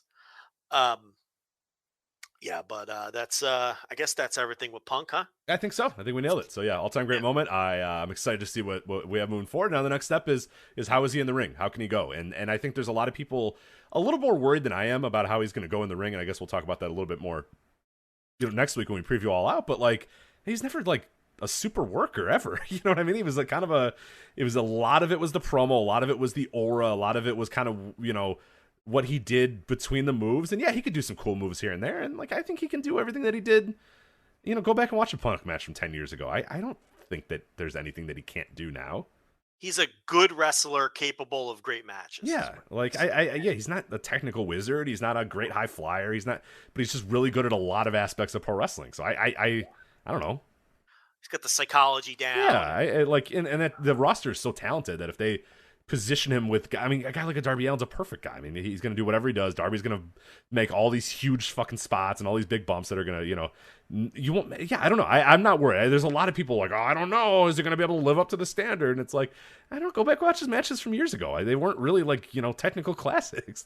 I love his matches because they're great because they're all psychology, they're all pro wrestling, they're all that sort of stuff. But he's like a pretty good brawler, a decent enough technical wrestler, a decent enough, this and that. Like, he can do all parts of wrestling pretty okay. And I don't know. I'm not that worried. I think he's fine. But his charisma can carry him too. He'll be all right. And the body looks in good shape too. I know there was that the Rampage, they had him come out later in the show with like, I think it was Frankie Kazarian and Christian Cage or whatever. And he's built and so he's not like a skinny little guy anymore. He's gotten himself back in wrestling shape. So he's AEW schedule. You never wrestle. Malachi Black has had 2 matches for a total combined 5 minutes? The 2 matches he's wrestled so far. Andrade has wrestled 1 match? Right? I'm not forgetting one, just the Matt Sydal match. I think, yeah, that might be right. Yeah. It's you don't wrestle that often, especially if you're a really big star. It's not, you're not on the road. You typically don't wrestle on Dynamite and Rampage. It's like one or the other. When they come up on the pay-per-views, the big stars don't wrestle on TV at all. That's been the pattern. They'll come out and do angles. They'll come out and do promos. But look at this week. Omega, the Bucks, Jericho, none of them wrestled. MJF, they did builds for the pay-per-view. And all the undercard guys wrestled, So it's like you don't wrestle that much in that company. The higher up the ladder you are, and the lower you go, they're the ones that are getting all the work because they're working dark elevation, and every now and then they're working TV.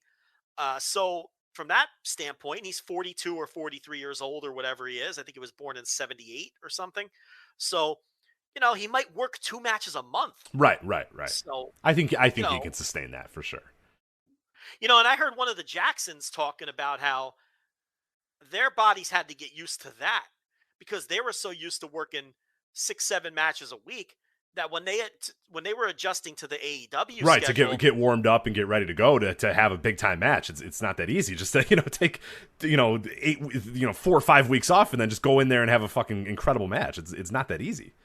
Yeah, I said their body wasn't their bodies aren't used to the bumps as much. Like you wrestle once and then maybe you wrestle 10 days later and like the bumps feel worse than when they wrestled every day because of just the repetitive nature of it, is the way I'm probably explaining it very poorly, but they said it took a lot. It took some time to get used to the schedule of not wrestling as often. So, but anyway, yeah, it's not a grueling schedule by any means. So no, I'm not really, I mean, it is possible he's lost a step. I mean, you can't discount it. It has been 7 years. But yeah, I think the roster's good enough, and he's smart enough, smart enough of a worker to get around any potential issues. I'm not too concerned. And Darby, this match is a lock to be great because Darby's just going to throw himself around. Yeah, exactly. Darby's going to do stupid shit and make it great anyway. So that's what he does. So that's it. But yeah, we'll preview All Out extensively next week, as well as everything going on that weekend. A big wrestling weekend in general in Chicago. We got GCW, got AEW going on, Black Label Pro. A bunch of shows from AEW as well. So yeah, this is going to be a fun little weekend to talk about. So we'll preview it all next weekend, and we'll get into what happened this last weekend as well, including SummerSlam and TakeOver. But before we do that, Joe, I do have to let you know about a brand new sponsor here on the Voices of Wrestling flagship Patreon. It's HelloFresh, and with HelloFresh, you get fresh, pre-measured ingredients and mouth-watering seasonal recipes delivered right to your door. Skip those trips to the grocery store and count on HelloFresh to make home cooking easy, fun, and affordable. That is why they are America's #1 meal kit. And fall is a busy time, but HelloFresh recipes help you save time you'd otherwise spend meal planning, shopping, chopping up the ingredients, all the other stuff, and you can get back to what matters. They offer 50 menu and market items to choose from every single week, from vegetarian meals to calorie smart choices to extra special gourmet options. There is something for everybody in your household to enjoy, with recipes designed and tested by professional chefs and nutritional experts to ensure deliciousness and simplicity. I got a HelloFresh box this week. I made the firecracker meatballs before we started on the show here.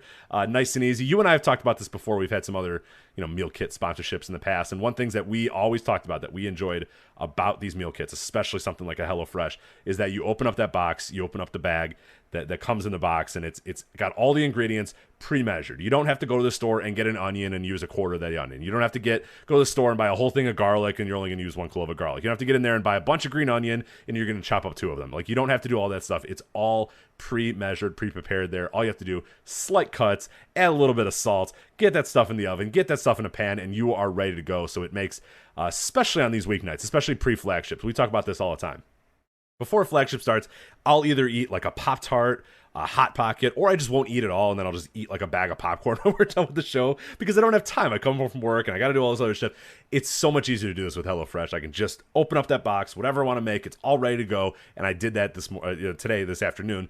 Got the ingredient, got it all done, ate it, went on the show live here on the flagship. So that is HelloFresh. That's what they can do for you. And now we have an amazing offer. Go to HelloFresh.com/VOW14. Again, it's VOW14, HelloFresh.com/VOW14. You use the promo code VOW14. And what that's going to do for you, Joe, 14 free meals, up to 14 free meals. That is insane. Do you know how much money 14 free meals is? 14 meals for free. VOW14, 14 free meals, including free shipping as well. So again, HelloFresh.com/VOW14. Use that promo code VOW14 and get 14 free meals plus free shipping. Make sure you follow Voices of Wrestling, HelloFresh.com/VOW14. Use that promo code VOW14, up to 14 free meals. HelloFresh, America's #1 meal kit. And we thank them for sponsoring the Voice of Wrestling flagship podcast. All right, Joe. You ready to talk SummerSlam? Yes, I am. Biggest yawn, but party of the summer. The hottest party of the summer. I listen. I can't bury the. I like this show a lot. My hot take was going to be I like this show. So, I mean, from a business perspective, we talked about it earlier. Biggest gate in the history of North America non-WrestleMania division. So they sold a shit ton of tickets. John Cena sold a shit ton of tickets on this entire run. The Raw did a monster number on the follow-up, so people were curious to see the follow-up to the show. We'll see what SmackDown does this week.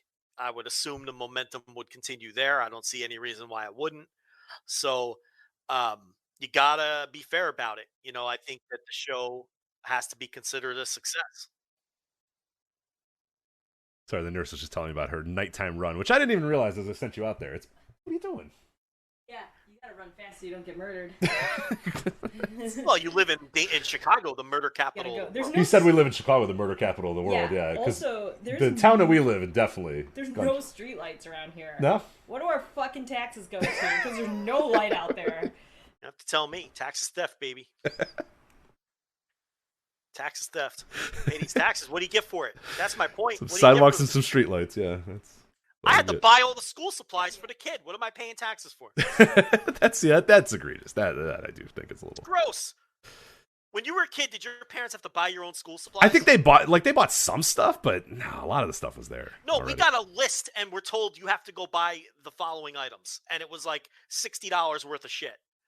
Like on top of the shit, you're gonna buy any. You know what I mean? Like we had to buy fucking construction paper and folders and like for the class, not just for right for everybody. Yeah, like, they make everybody go and contribute. 4 boxes of crayons and they have to be Crayola and that you can miss me with that shit. You're getting whatever I get. You're getting whatever the dollar store has in crayons. I'm not buying you fucking Crayola crayons. Get out of here. And it's like, well, I don't know. Maybe I am told that this is normal now. That was not the case when I was in school. My think it is. I'm the wrong person to ask because I haven't been in elementary school or preschool in quite a while, but I think that is the case. No, I believe the people telling me it's normal now. I'm just saying my property tax goes up every. I sound like such an old man. My property tax goes up every year. Where's it going? I mean, why am I white man Joe Lanza? Like, okay, I understand you got to buy your kids backpack and fucking pencils and shit. Trapper keeper, yeah. Trapper keeper. Now you sound like nobody knows what a trapper keeper is anymore. But no, this is crazy. Like we're buying chalk for the fucking teacher. We're buying crayon. Like what the fuck? And then I'm taking the kid to school all week, and I'm walking her in. You know, we go in the lobby, and there's giant boxes in the lobby of the school that say, "Please help fill the teacher's lounge with snacks and drinks." Get out of here! What the fuck are you out of your mind? What, like seriously? You buy your own granola bars. I buy my granola bars. You buy your granola bars. Yeah, get out of here. I'm not exactly. Why am I buying Nutri-Grain bars for the fucking teachers? Like this is a public school. Like why do I not just send my kid to private school at this point if I'm paying for all this shit? This is crazy to me. I'd imagine that's going to be a little bit more of a pretty penny there, the private school. Yeah, it's going to be more than $60 for the I think it's going to be a little more. So maybe stick with the public schools for now, but yeah. Yeah, but you know, this was never like this. This was a shock to me because this was never the case throughout my 13 years of school. I can promise you that. I don't know what was going on in Chicago with the Craich situation, but people say this is normal now. So whatever, you just gotta do what you gotta do.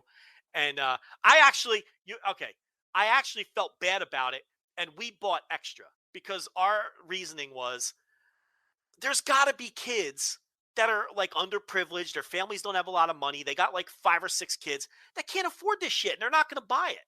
And I don't blame them. Like they're worried about paying rent and eating. Like, so I felt bad from that perspective. And I'm like, why don't we should fucking buy some extra, because I doubt that these lists are probably this big because they know that some people can't fucking afford it. And then they want to make sure they get everything in there. So then now they're hitting me with the guilt on top of everything else. Rich, it's a fucking mess, So anyway, I'm right with the nurse. We're paying these fucking taxes. Where's the street lights? Fucking street lights. Where's the fucking street lights? What are they doing with it? Yeah, a woman just wants to run at 9 p.m.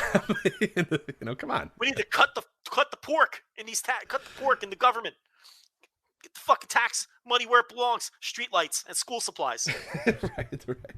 Fuck, man. Street supplies so my suburban wife can run at 9 p.m. Come on. Yeah. Does she have the little reflectors on her outfit? She doesn't. She's got nothing. This is the first time she's ever done a nighttime run, as far as I know. God, so she'll be back. She'll be back in 10 minutes. Come on. No, she's already back. Oh yeah, see, she took 10 minutes. This isn't exactly, fucking Prefontaine. I was gonna say Prefontaine. Damn it, Jackie Joyner Kersey. She's not Jackie Joyner Kersey out there. It's more like that because she went out for a short sprint, so she wasn't doing. Oh, I see where your joke's going. I got you. Not distance running. It's not Chariots of Fire, right. I can't think of another long. I don't know any other long distance runners, so we'll just go with Prefontaine. Yeah, that's. Very relevant, really relevant reference. So here's SummerSlam. The chat room is apparently, the Noto chat room is pretty, I don't know, they think that SummerSlam wasn't that good. And here's the reasoning why I thought it was good. I don't fucking care like what the results of this stuff are, because it's WWE. It's dumb. You know? You got to get where we're at. I mean, I didn't think the show was good. I wasn't like annoyed. Like, it was fine. Yeah, there's one result that's annoying, but the rest of the results I was just like, yeah, that's WWE. That sounds like what they would do. So I don't know. I thought there was some decent stuff on here. So let's cover it. Let's do it. Rich, did you watch the pre-show? Well, answer your own questions. No. Joe, did you watch the pre-show?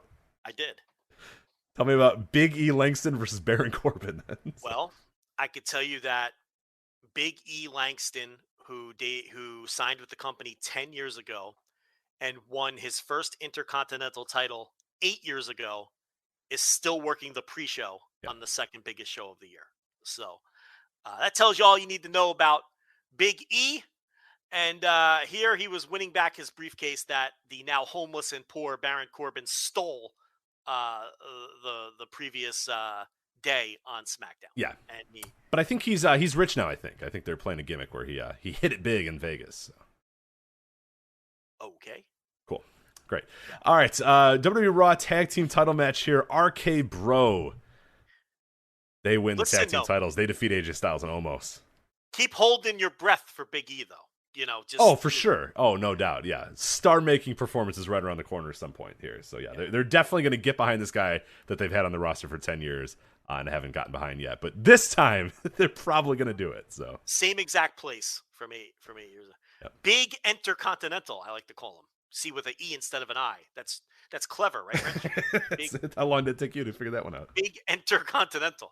I've been tweeting that out, but it's not catching on. Shocking. It's not. Well, no, people get upset. Yeah, you got to touch grass, man. You know telling the truth. Yeah. Hey, every time I tell the truth about Big E, people get really upset, and then we get. I want him pushed. Yes, we love Big E. I've loved Big E for 10 years. I want him to be great. He's great. I've always said, I've tweeted out on numerous occasions that in 20 years when we go back, we are going to look at that guy. I mentioned Cesaro, Rusev, and Big E are the guys that we are going to look back in 20 years and go, how did you not figure out something to do with this guy? And Big E in particular, it's like, Jesus Christ, this guy's a personable guy. He's very happy-go-lucky. I mean, he's a great guy to have as like a promoter.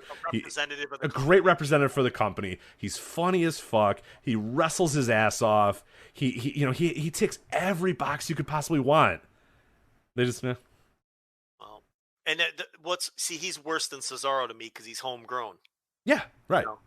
You know, Cesaro, you know how they're weird about bringing people in sometime, but he's homegrown. He's everything you'd think they'd want. But here he is working the pre-show and against the comedy gimmick. But he'll have a moment where he wins the title and everybody will go, ha ha, a star has been created. Oh, listen, I don't doubt he'll win the title. Yeah. That could absolutely happen. But hold that thought for a match. Yes, exactly. There's a match 4 or 5 matches from now, and we're going to say... You think the nurse went running? I got a victory lap to go on, buddy. You better get hydrated. For that out one. My fucking hamstrings. Yeah. Get your quads going there. Yeah, get everything going. I got one of those... that gimmick where, you know what I'm doing right now? I'm standing up doing that gimmick where I grab your foot and you pull it up to your ass to stretch out your fucking... Hamstring. That's the stretch I'm doing. Yeah. That's the stretch I'm doing. I'm grabbing the foot and pulling it up to my ass cheek and making my heel touch my ass cheek. Yep. You know that stretch? I do. Yeah. Every day. And that front muscle in the front of your leg there. The quad. That's the quad is what you're talking about, yes. That's what I'm... Yeah, oh, God, it feels good. The burn feels good. Yeah, now I'm doing the wrist rolls. I don't know why. Yeah, I don't know. I don't think you need to do the wrist rolls. Yeah, maybe I got CM Punk on my mind, so I'm doing the fucking wrist rolls. All right. What do we got maybe next? A lunge or two. Maybe like a, get down on the ground. Do a lunge or something like that. So, Oh, now that's the hammies. That is the hammies. Uh-huh. That's good. I'm a little winded. What do we got next? We didn't get to RK Bro versus AJ and Omos yet, but RK Bro win the tag team titles. I'll be honest, I don't remember a single thing about this match. I'm reading it now and I'm like, it happened at SummerSlam, I guess. I don't know. What happened? The first half of this show were like very quick and tidy, like TV style matches. So there wasn't much really to break down with this. That stretching was a mistake, by the way. Yeah, you're all right. So yeah, RK Bro, which Are you going to be all right? Are you going to be okay? I'm going to tell this doctor of yours. I've been burping. You did a quad stretch and a lunge, and you're fucking done. Like, you can't No, it's talk. the Coke Z because I'm burping now. I'm trying to hold down the burps is what I'm trying to do. So I'm doing like the deep breaths to keep the burps down because I don't want to burp while I'm talking. RK Bro is somehow shockingly over with the masses. I don't understand this act. Yeah. Matt Riddle with his whole childlike character that he does, I find it very off-putting. The stupid Scooter, he acts like a child, he behaves, he speaks like a child. I don't get it, but I mean, it's undeniably over. So, you just have to chalk it up as one of those things that isn't for you, but that other people really enjoy. Like, I'm not taking a shot at TMZ, man, but like Ryan Satin and people who like follow him, like they love this. Like they think this is just hilarious stuff and the height of entertainment. And I don't get it. But anyway, they're the tag team champs. Yeah, the match was nothing special. I went 3 stars, 2.79 on Grapple right now. So yeah, just not a very It was a match. It was a match. It was totally just a TV match. Like you said, the first half of the show pretty much just TV matches. It felt like they were just trying to get through as quick as possible. We'll talk about that. That did not happen. The supposed curfew that was going to happen, they just said fuck it and didn't do it. So I don't know if because it was the Pacquiao fight. I think that was one of the issues. But then that fight got changed because of COVID. So I wonder if they just said who cares, just whatever, or if Vince McMahon just said fuck you. I'm just going to have my show go as long as I want it to go. So who knows? Who knows what happened with that? But it did feel like the first half of the show they were still adhering to the curfew, and then at some point they decided, you know what, fuck it, fuck that, we're gonna have our show go long. We don't give a shit. So then we got to Alexa Bliss versus Eva Marie, and we were worried about what this match could possibly be, what kind of weird shit they're gonna do. Instead, they just had a wrestling match, which may have actually been the worst of all the scenarios, is have Eva Marie wrestle an actual wrestling match. This was atrocious. So bad. She is legitimately, as far as like everyday, like people that are actual wrestlers, you know what I mean? Leaving out your one-offs, your Jenna Marascos, your random people that are brought in, she might be the worst person I've ever seen that is actually legitimately for whatever I don't know how much training she got, trained wrestler, she might be the worst I've ever seen in my entire life. She's the most unnatural wrestler you've ever seen. Can't do anything. We buried her beneath the earth last week, but it's like she is not enough. We didn't bury her enough. Think Kings Island is just a coaster park? Think again. It's a get back to fun with family and friends park. A find your new favorite food park. An outdoor entertainment you'll remember forever park. A beat the heat all summer long park. It's a discover something new every visit park. All this and coasters too. All at Kings Island. Right now, everyone pays kids price. Kings Island tickets, just $45 online. She's utterly and completely useless. She's just completely useless, Eva Marie. There's just no point to have her around. Like, she's useless. She's terrible. She doesn't do anything no one else that other people on the roster can't do. And she does all of those things worse. So, and she's not over at all. No, the crowd couldn't give two shits about any of this. Yeah, no reaction for either. Dewdrop turns on Eva Marie, like 4 people in the crowd go, yeah, and that's done. It's just embarrassing. Just an embarrassing segment overall. I don't care how many $30 fucking voodoo dolls you sell. Alexa's not over. No. And it's like, I don't know how many of these dolls they sold, but no matter how many they sold, how much damage are you doing by continuing to put on this act on your television that isn't over? And I know for a fact that this Bray Alexa stuff has driven some people off. I know that. There's people who say, I can't watch, after whatever latest wacky thing Bray did, or after the doll winked on TV. A lot of people threw their hands and were like, I'm done. I can't. This is just not for me anymore. So how many dolls do you sell to make that worthwhile? I don't know the answer to that. But, and look, they know that this fucking stinks. That's why it was 3 minutes long. Yeah. Then we'll move on to the next match here is Damian Priest versus Sheamus. Damian Priest winning the U.S. title from Sheamus. I thought this was a decent-ish match. There wasn't anything too crazy about it. kind of another match that was just like a really good TV match, like a decent kind of like, third hour or like second hour of Raw where it, takes up like 3 or 4 segments or whatever. I don't know. It didn't like knock my socks off, but I thought it was okay. I thought it was decent action from these two guys, and both guys are solid enough. And it seemed like the crowd was at least into this for certain parts of the match. But I don't know. What do you think of Damian Priest and Sheamus? Looks like Priest is getting a push. He got a push on Raw where they put him kind of with the main eventers. Sheamus always puts in a lot of effort. I think he's probably been the best overall main roster wrestler in the company this year on a week in, week out basis. And he worked hard here. He always works hard. So yeah, it was a nice little match. I had no issues with it, but I also don't have any overwhelming praise. Move on here to the SmackDown Tag Team title match. The Usos defeat the Mysterios, Dominic and Rey. Their quest to once again be the first ever father-son SmackDown Tag Team title champions, fucking whatever the hell they say every time, is not the case. And Joe, I finally think we have the thing that's going to make you care about Dominic Mysterio, and it is the inevitable breakup of the Mysterios, Dominic versus Rey. Will you care about Dominic Mysterio when Dominic turns on Rey and says, "I don't need you anymore, Dad"? I will never care about Dominic. I will care about Dominic even less when they turn on each other. God, can you imagine that?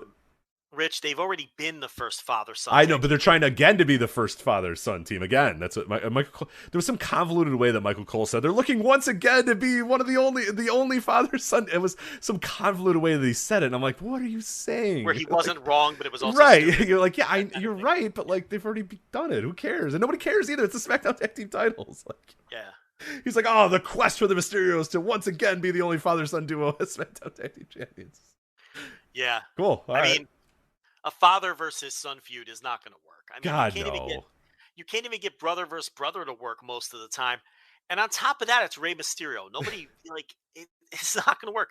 Nobody wants to see Rey Mysterio beat up his son. Yeah, nobody wants to see evil Rey Mysterio beating up his son, and nobody wants to see evil Dominic beating up his father. Like, right. It's not neither dynamic works at all. It's just, and here's the other problem. Dominic fucking sucks, and he's that not is good at all. Yeah. always going to be a problem. And Dad, I'm sorry about last week. I will try to be better this week. He's another guy who does nothing well. There's nothing he does at an acceptable level. Yeah, I think the only benefit of the breakup between Dominic and Rey is that potentially it means the end of Dominic, because they'll do like one match, realize he stinks, and then probably just send him away. But I think they're in with Dominic for the long haul. Why? I mean, why though? Like, I don't know. Maybe they have some internal metrics that tell them that Dominic is over. Yeah. With the ladies, is there possible that there's a contingency of female audience out there that loves like Kerry Von Erich reincarnated here in Dominic Mysterio? Does he look? Is he fuckable? Is Dominic fuckable? I don't know. I think he's pretty average looking. I don't. Yeah, I don't. Yeah, I'm the wrong person to ask about that, but I mean, he doesn't strike me as like a extremely good looking fella. I mean, kind of pudgy. Like, I get Kerry. Kerry was chisels out of granite. He had a dumb look on his face. It made sense. The women, like, I don't know. Dominic doesn't strike me as like a chick magnet. He does not. No, he definitely does not. I don't think he's like an ugly guy. He doesn't strike me as having that kind of charisma to him where women are flocking to the screen. So I don't think that's it. I don't know. I mean, I don't fucking know. Why do they do anything they do? I don't. Exactly. All right. Let's. So the show got like real fucking weird and real interesting at this point. So this is when I believe is this the point they carted out the Olympians to wave to the audience and say, please sign with WWE Cable, please. I think that was during this part too. But the woman that was there, I forget her name. She had like charisma. She was bouncing up and down and cheering and slapping hands, and Gable was just kind of there waving. So this guy's gonna have to show a little more fire, man. The Olympic wrestlers, you mean? Yeah. They got their claws into them, unfortunately. But it makes you hard to be excited about either one of them. It's just, they're going there. So feel the excitement, Rich. Yeah, Gable, Stevenson. Yeah, and this is the big issue that and yes, it did work for Kurt Angle. Yes, I get it. he is the exception to the rule there, where like, you know, it took a couple years after his gold medal to do it. But like Gable Stevenson's like a big deal right now. Like in any other era of wrestling, like he'd be fast tracked and he'd be on the roster by the end of this year. You know what I mean? And if he was any good, he'd be NWA World Champ. Exactly, right. Because it's like, fuck, this guy just won a gold medal. This guy's awesome. This guy looks like $1 million. He's got everything we'll need. We'll figure it out. But in the current way that they develop guys, in the current system or whatever, this guy's going to be on ice doing fucking hip tosses for 2 or 3 years in the PC. And then when he comes out, it's going to be completely irrelevant who he was at that time. Well, there'll be another gold medalist by then. Right, exactly. So I'm very curious how they handle it with him and the woman. Like I feel bad that I don't know her name. Let me figure out her name because it's important that I say her name too, because she kicked ass and she actually looked pretty awesome too. The wokes aren't going to like that one. Yeah, exactly. I better figure out what her name was too. So. You got to figure out. I'll be honest, I didn't watch a lot of women's amateur wrestling. Nor did I watch men's amateur wrestling either. This Olympics, I wouldn't have remembered Gable Stevenson's name, honestly, if you didn't. I just know him because it's an incredible name. We've talked about it on the show before. The Gable part, yeah. I struggle remembering. Gable damn Stevenson is just oh my god. Or Steveson, I think. Tamira Mensah Stock is her name. Okay, so, yeah, I don't know. It's hard to be excited about either one of them. They both look like incredible prospects, obviously. But you can't have faith in their developmental system. God, no. It's in shambles. It's been torn apart because it stinks so bad. So how can you have any faith in what they're doing? Although given the way that Gable looks, I do have a little bit more faith maybe now because he's he's a big dude. That seems like the type of guy that, him and Ridge Holland can muck it up on NXT next week. So I don't know. So we'll see. All right, so now the show gets, I don't want to say good, but gets fucking hilarious because we have been treated to weeks upon weeks upon weeks upon weeks of Bianca Belair and Sasha Banks promos and promo packages. And then we heard that Bianca Belair and Sasha Banks might be off due to unforeseen circumstances. Then this week we hear, no, it's good. Bianca Belair and Sasha Banks is going to happen. Then they run a promo package showing the feud between Sasha Banks and Bianca Belair. They have Bianca Belair come out. And then the fucking ring announcer guy, I forget what this dork's name is. There's Mike Rome and then this dork, I forget what his name is. But he comes out and has to announce that. That looks like Bruce Pritchard. Yeah, right? Exactly. Yeah, the tubby guy. Yeah, because there's Mike Rome who's got like the annoying douchey hair and like the annoying suits, and then there's the Bruce Pritchard guy. Yeah, I forget his name too, but they both. When he debuted on NXT, I thought he was like one of the Pritchard's sons. Right, Kane Pritchard, I think is literally Bruce Pritchard's name is Kane. His son's name is Kane. Yeah, so. Yeah. But no, it is. It's just Gregor. What the fuck is his name? I forget. Who cares? So he comes out and says that Sasha Banks will not be able to appear at SummerSlam. You don't know his name, but you do a very good impression of his cadence. Shinsuke Nakamura. Yeah. Terrible. He fucking stinks. He's better than everybody. Is better than the growling NXT lady, though. You want to? Growling NXT lady sucks. Alicia Taylor is apparently her name, but I only like to refer to her as growling NXT. Dakota Kai. Oh, it's infuriating. You just want to take your head and bash it through the TV screen. It's so bad. Hopefully, part of the NXT rebrand is telling her to hit the bricks. Greg Hamilton is his name. Greg Hamilton, there he is, yeah. Greg Hamilton. So he comes out and goes, Sasha Banks will not be able to appear at SummerSlam. So yeah. So we're already off. So they knowingly false advertise. Yes, absolutely. They 100% false advertise this until the day of. Some dork is going to say card subject to change. That's not what that means, by the way, but okay. So Sasha has COVID, right? Yes, of course. Right. That's what's happening. I think she has unforeseen circumstances, Joe. Right. Allegedly. Allegedly unforeseen circumstances. No, definitely unforeseen circumstances. Allegedly COVID. Yes. We have to say that. We're too big to be small, too small to be big. So we have to say, allegedly, what else could it be? I mean, she's an anti-vaxxer. We know that now. There's a good chance she got the thing. But anyway, so they false advertised her.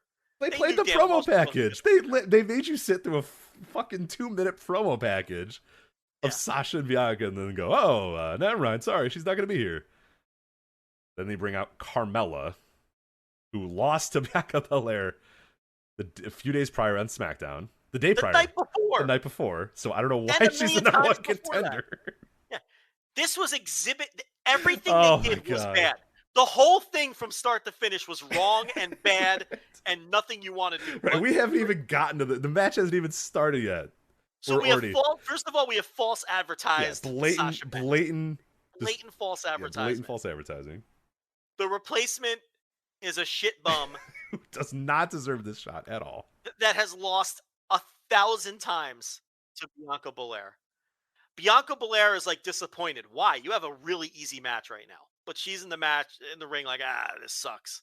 Oh man, I gotta face Carmella, who I've easily dispatched 1,000 times. Right, including literally the night before. Yeah. So then the big surprise. Yeah. Becky Lynch comes out, and Bianca Belair jumps up and down like a little girl, going, "Yeah!" Yes.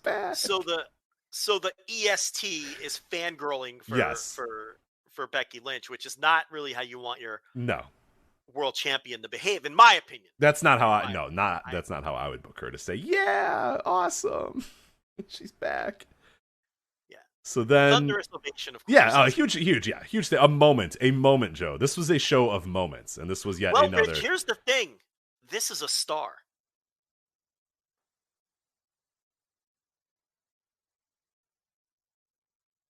The nurse had comments about that, but anyway. So she's a star, yes. Becky's a star. Yes, so. Correct. The man is a star, yes. Got a reaction like a star. So she got a moment. So there was a SummerSlam moment as she comes out. Michael Cole going, "Oh my God!" just barking out like an idiot. So then Becky gets in the ring. I forget exactly how the challenge went down. But first she beat up Carmella. Right, she beat up Carmella and said, "Oh, do you want to do this?" The ring steps. Right. And I'm hoping, I don't know if this is true, I'm hoping Carmella was slouched over the ring steps the whole time during the match. just selling the whole time. Well, she wouldn't have to sell that long. So, anyway, so so then they start the match. Bianca Belair versus Becky Lynch. Bianca says, "Yeah, sure, I'll face you." Becky goes, "All right, let's do it. Let's make a moment." Didn't she say that? I think she literally said, "Let's make a SummerSlam moment" or something like that. So the fuck knows. They made a SummerSlam moment here. Becky hit 2 moves and pinned her ass in the middle of the ring. Whoa, you skipped a very key part of this, which is like the worst part of all. Becky offers her a handshake, and Bianca, who the EST... You're right. Oh my God. The EST of SmackDown isn't the smartest, I guess, because she accepts the handshake. And Becky kicks her in the gut and gives her like third string finisher, not even like her number one finisher, and pins her center of the ring, making Bianca Belair look like just a complete geek.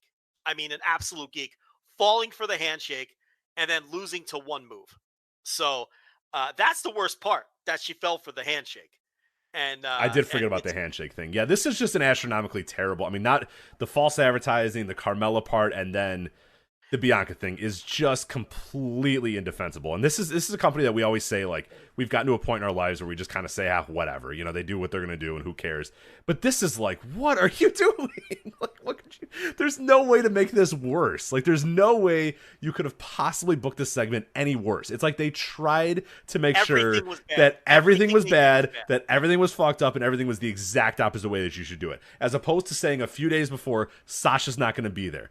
Bianca beats, a Carmella on SmackDown, and they say, "Oh, well, we have a very special surprise." I mean, you could have done 1,000 different things. You could have announced Becky. You could have said there's going to be a surprise. You could have had some way to do it. You could have done exactly what you did in a similar way, but have Bianca really kind of work her and really kind of get things going. Like, there's 1,000 things they could have did. They literally chose every step of the way was the worst possible thing you could possibly have done. And not only that, every step of the way, there was a chance to save it. Yes.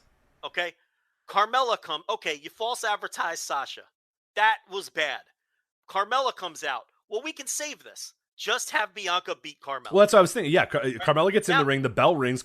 Bianca Belair does exactly what she did to Becky Lynch, or what Becky Lynch did to her. Beats her in 2 moves and stands on her chest and goes, "All right, when you're ready, Sasha, I'm here." You know what I mean? When you're ready, I'm the champion. I'm the EST, and I'm ready to beat your ass. When you're ready, I'm here. Yeah, so you could have saved it there. Yes, that's how you put people over, is you do that. But so you fuck that up. Becky comes out. Well, now you have a pin eater right there in the ring. You have Carmella, yeah. So you can have the match happen, and Bianca works her ass off, gets thrown out of the ring at some point, and Becky, pins Carmella, And Bianca could say, okay, you beat her, you didn't beat me. I want a shot at your title sometime. Which, again, I don't really love that either. No, it's stupid, but it's not bad because at least you've kept Bianca and Becky, which is a huge match, a gigantic match that you can build up. You at least keep that. Not anymore. So, yeah. So you screw that up with a chance to save it. So Becky beats up Carmella and tosses her out of the ring, says she wants a match with Bianca. Okay, so we're going to do the match now. But instead of actually... So Carmella's not actually in the match, though, right? Like, No, she's not. But she was announced as the replacement. No. Well, you listen. Okay. Sorry. I'm sorry. Please stop. What are you doing? You're right. So what am I doing? She's not in the match anymore. So at this point, you have another chance to save it. Okay, we're going to do Becky Bianca with no build. That's fine. I mean, it's not fine, but okay. But anyway. Yeah, but at this point, we're just trying to... Yeah, we're trying to say we've done 4 bad things. Let's save this thing now. And we're proving that every step of the way you could have done something smarter and better, and they did the dumber and worse thing every step of the way.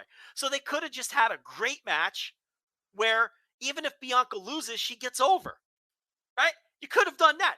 Instead, you have her fall for a fake handshake and get beaten one move. Like, every step of the way, they did the wrong thing. And listen, I understand that now Bianca Belair is going to have a nice little feud with Becky Lynch now. We all know that. They're probably going to have a match at the next pay-per-view. But her losing in that manner showed you exactly where she stands in their eyes. Exactly where she stands. Another hamster on the hamster wheel. Someone who they don't see as a top star. This is my victory lap. She wins the Royal Rumble. She wins the WrestleMania. Everybody says they created a star. I say, yo, both of us, you better pump the brakes. This company has a track record of making you think they're going to create a star, and then they fuck them up every step of the way. It's the follow-up that counts here, not just the win, okay? And what do? They book her horrendously every step of the way, okay? They make her question her confidence against Bayley when the entire essence of the character is she's the most confident person on the roster. That's not how you book Bianca Belair. That's mistake number 1. Mistake number 2 is a never-ending feud with Carmella, who's a complete non-entity waste of time for the entire summer. That was mistake number 2.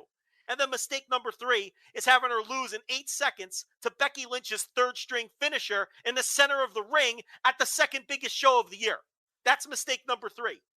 Because you don't do that to people who you think are stars. Rich, when did Hulk Hogan lose in 8 seconds on his way up? Do you remember the match? I don't. Yeah. When did Stone Cold Steve Austin lose in 8 seconds on the come up? How about Don't recall. Rock? Yeah, I don't recall. The John Rock. Cena? Yeah, John Cena. No. Okay. How about Batista? Where was his 8-second loss on his way up the ladder? Okay. You don't do this if you think somebody's a huge star. They're telling you what they think of her. I haven't used the word buried. Not on Twitter, not here. I don't think she's buried. I think they like her to some extent. They don't think she's a star. And Rich and I's point is they should think she's a star. She has the potential to be a huge star. She has charisma for days. Yeah, like Biggie, she has everything that you could possibly want. Everything you could want. I cannot imagine sitting in a room and thinking, all right, who's future stars that we have, our 5-year plan or whatever, and not have her listed near the top of that list of that 5-year plan. An actual legit athlete, a great look, personable, everything that we said with Biggie is there with Bianca Belair too. Homegrown, like, there's everything's right there for you. A tremendous athlete, someone who picked up wrestling incredibly fast. She's a prodigy, like everything you could want. Okay, this tells you what they think of her. You don't do this to someone who you think you're going to hang your hat on as a star for the next 5 to 10 years. And a true star. Okay, she'll have her feud with Becky.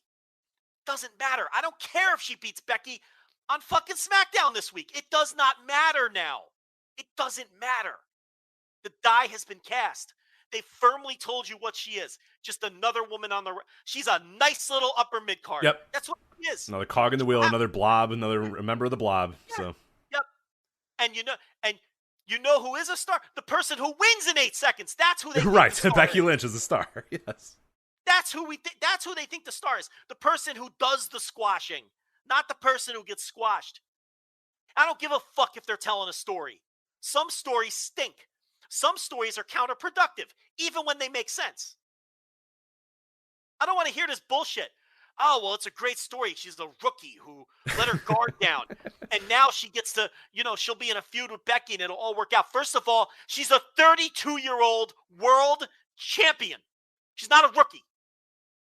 This isn't the NXT champion. Right. She fucking won the match. She won the main event of WrestleMania. She won the we're done with that story. Yeah. She won the Royal Rumble and beat Sasha Banks in the main event of WrestleMania. Yeah. We're done with the rookie story here. Yeah. And she's 32 years old. This is not a naive rookie.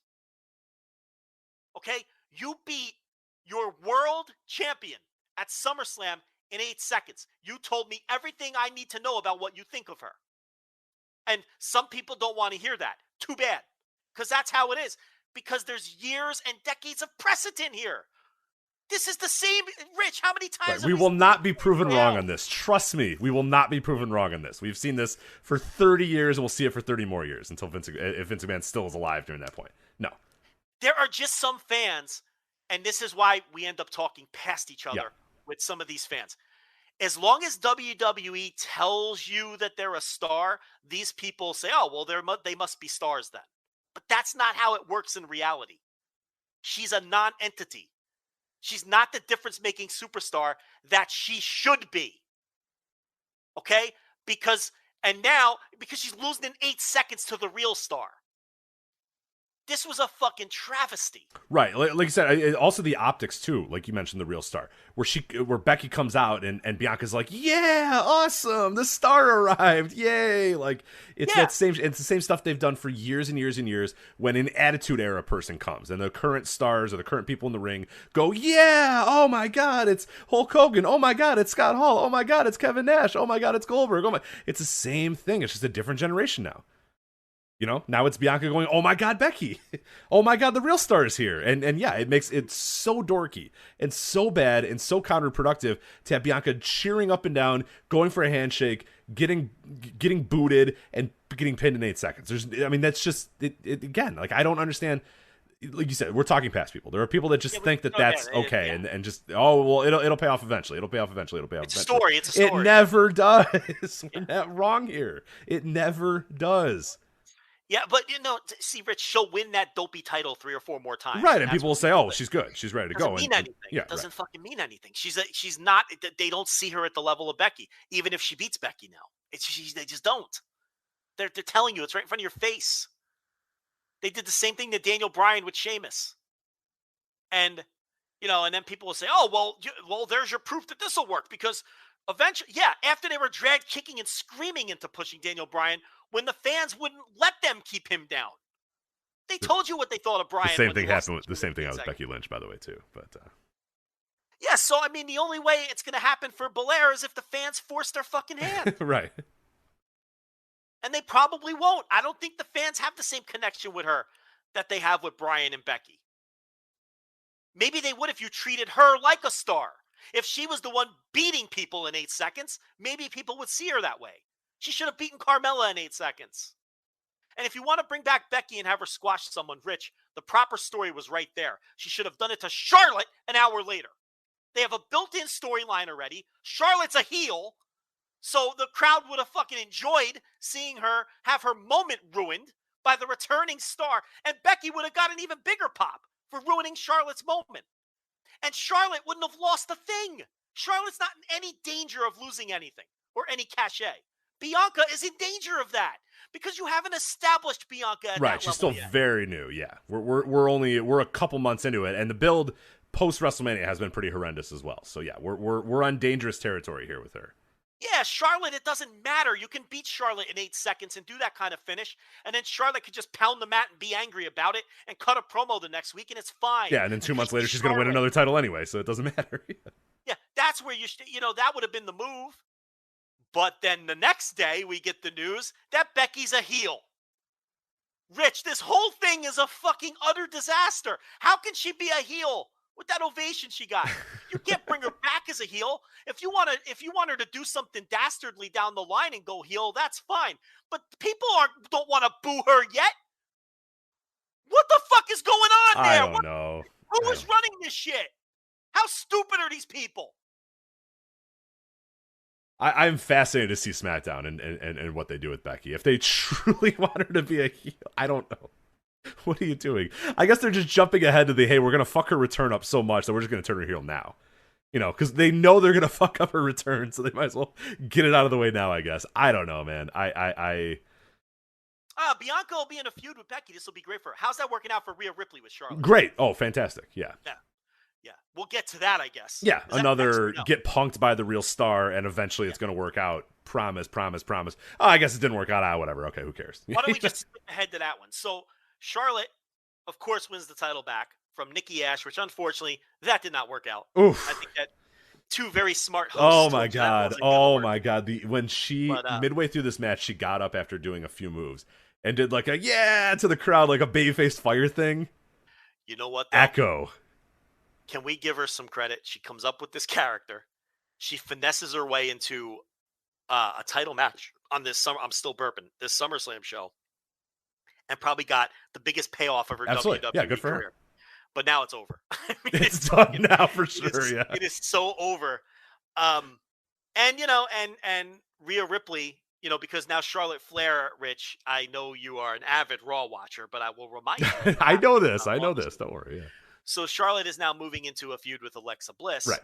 Meaning that Charlotte has now won another feud. Another feud with Rhea Ripley. And Uncle Paul told us, wait and see, and I've waited and I've seen. And Paul, I gotta admit, I don't like it. Shouldn't the four horsewomen be putting over Bianca Belair and Rhea Ripley and all these people now, or at least showing that they're on equal footing? I'm not saying you need to cast Charlotte and Becky aside. That's absurd. Or Sasha.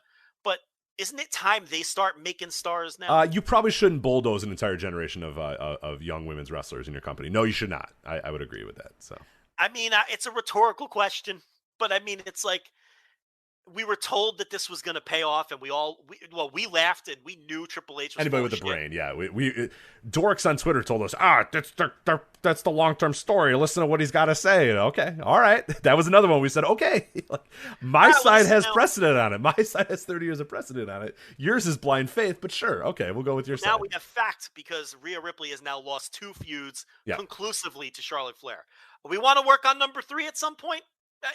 At this point, does it matter if Rhea she's done. She's done. It's over. She's never going to be.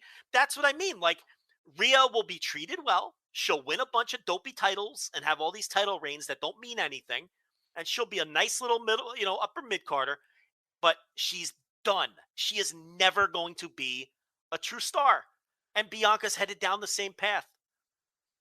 So, it's just it's same shit, rinse, repeat. Well, so speaking of same shit, I know you and avid Raw watcher saw this incredible story that they have planned for Nikki Ash and Rhea Ripley, where Joe, get this, they're an odd couple tag team. So you got Rhea Ripley, who's she wears black makeup and leather, and Nikki Ash is a superhero. And smiles a lot. But they had a tag team match and they won, and then they celebrated. And Nikki jumped into Rhea's arms, and Rhea went, what? And then went, oh, maybe this is going to work. Yeah. I can't wait to see what a ride this is going to be. An odd couple tag team. One is a little different than the other. I'm in for it, so cannot wait. It's one of the half dozen stories that they do it like 14. Rich, it's Arcade Bro. I know. They're doing the same story on the same brand. It's on not the same fucking show. They're doing the same story. Right.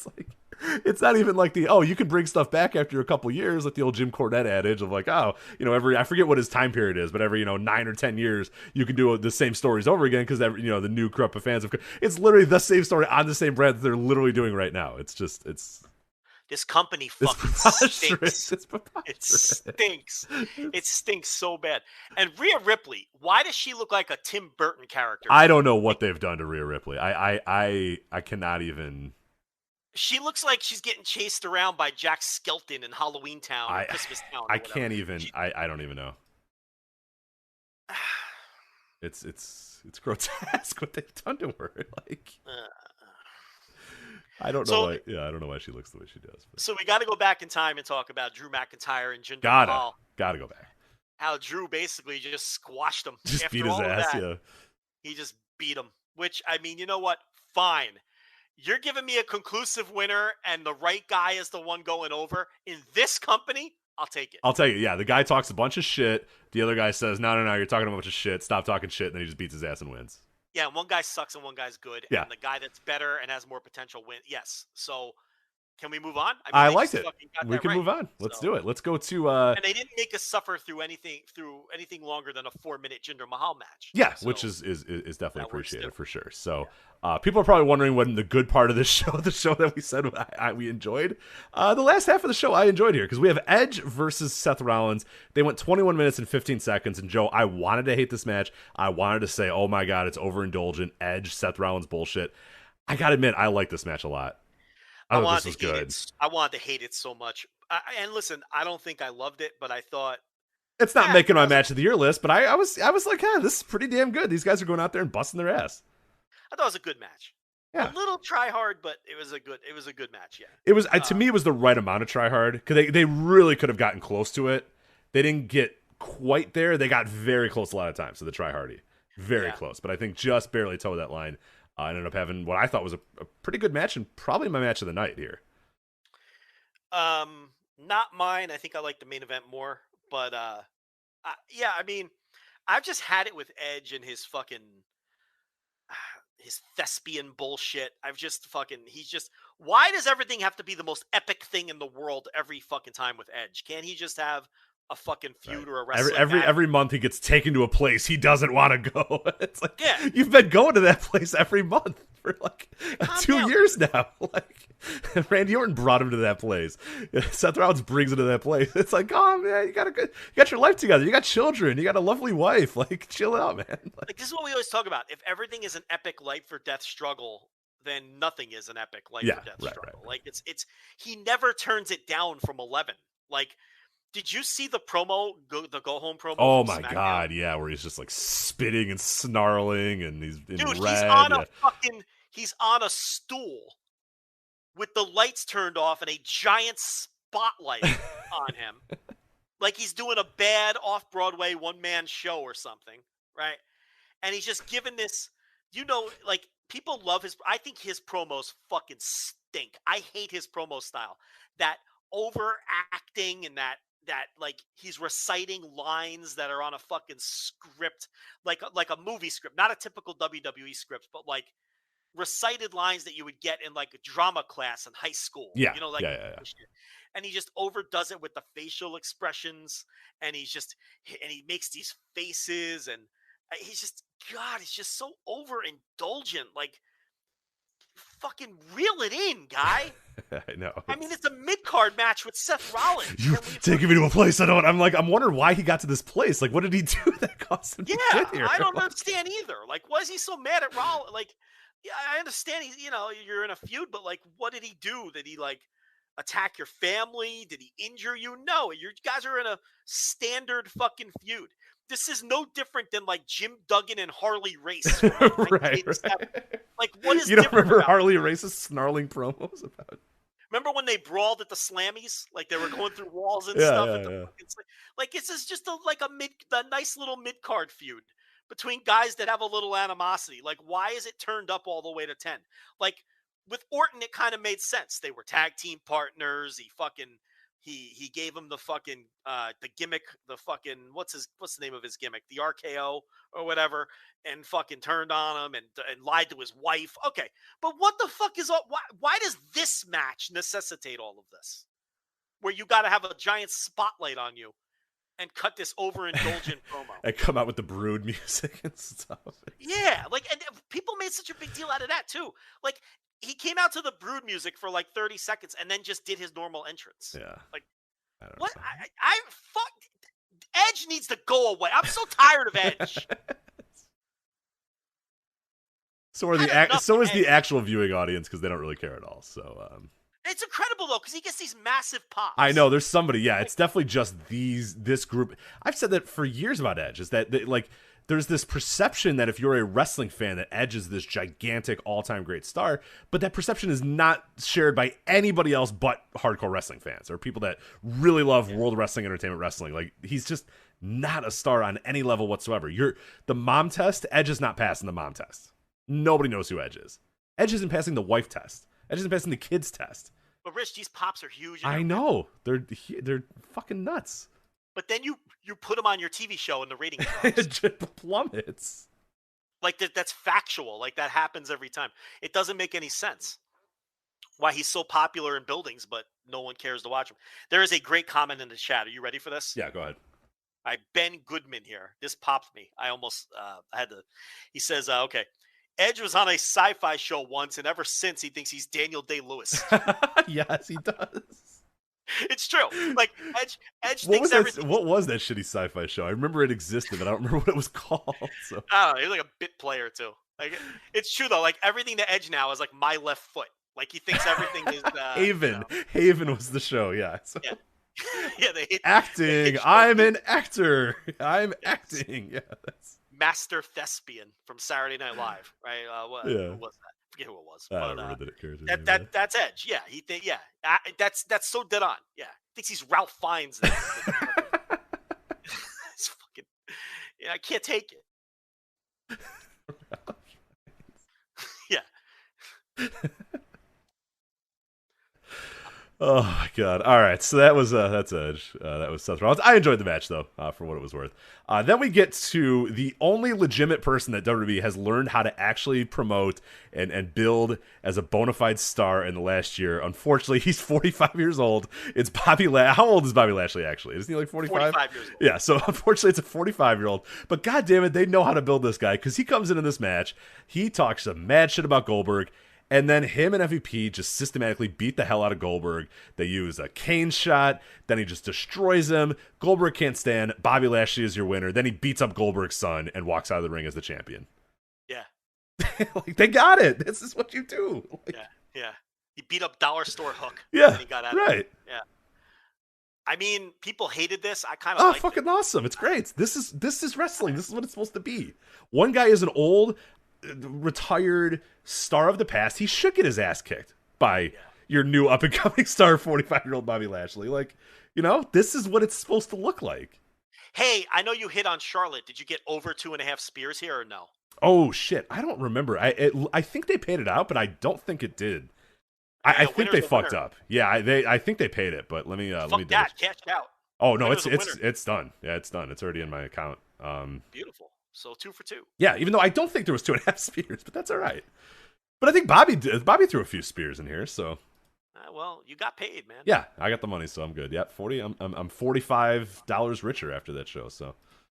Tremendous. Yeah, big money getting played here. So. There's big money Matt Hardy, and then there's big money Rich Cage. $45 richer now. Yeah. That can buy dinner without a tip. Yeah, right. No drinks, just dinner. No drinks, no apps, no tip. Just right. A couple entrees, right? You're in business here. Yeah, absolutely. So that was that. So Bobby Lashley just beat the fuck out of Goldberg. We had a hilarious segment. I forget when this was as well. The dripstick segment, one of the all-time great segments in wrestling history, where The Miz and John Morrison come out. They talk about the Dripstick 2000, which is just a riot, Joe. It's the new and improved Dripstick on Moist TV.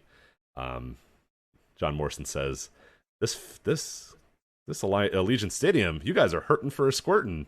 Like, we're not even trying anymore with this, right? No. Like, this was the one where I'm like, okay, guys, like, you're not even like. Yes. Now we're just blatantly doing it. So then, of course, the obvious next step here after John Morrison and The Miz cannot find the Dripstick 2000 is that Xavier Woods in Scott Hall cosplay comes out. Of course.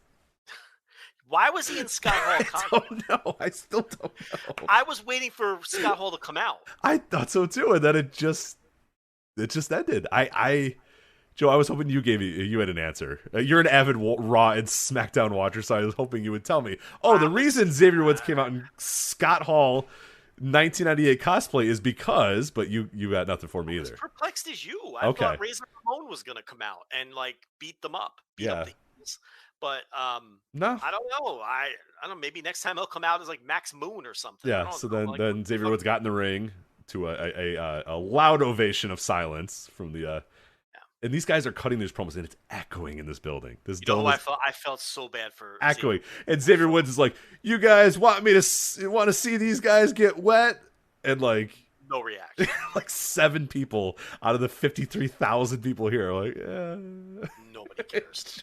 Then he starts spraying them, and you can hear the water sound echoing in this dome. I mean, nobody making any noise whatsoever. This was embarrassingly terrible. Do you want to know the saddest part of this? They spent months building to this spot with the drip sticks. They had Miz and Morrison squirt people with their water guns for months to build to this spot of them getting sprayed with this with this super soaker or whatever it was, and nobody cared. Nobody cared. Not a single person in that building gave a fuck. This is what I'm about. You can tell stories. It doesn't mean they're good.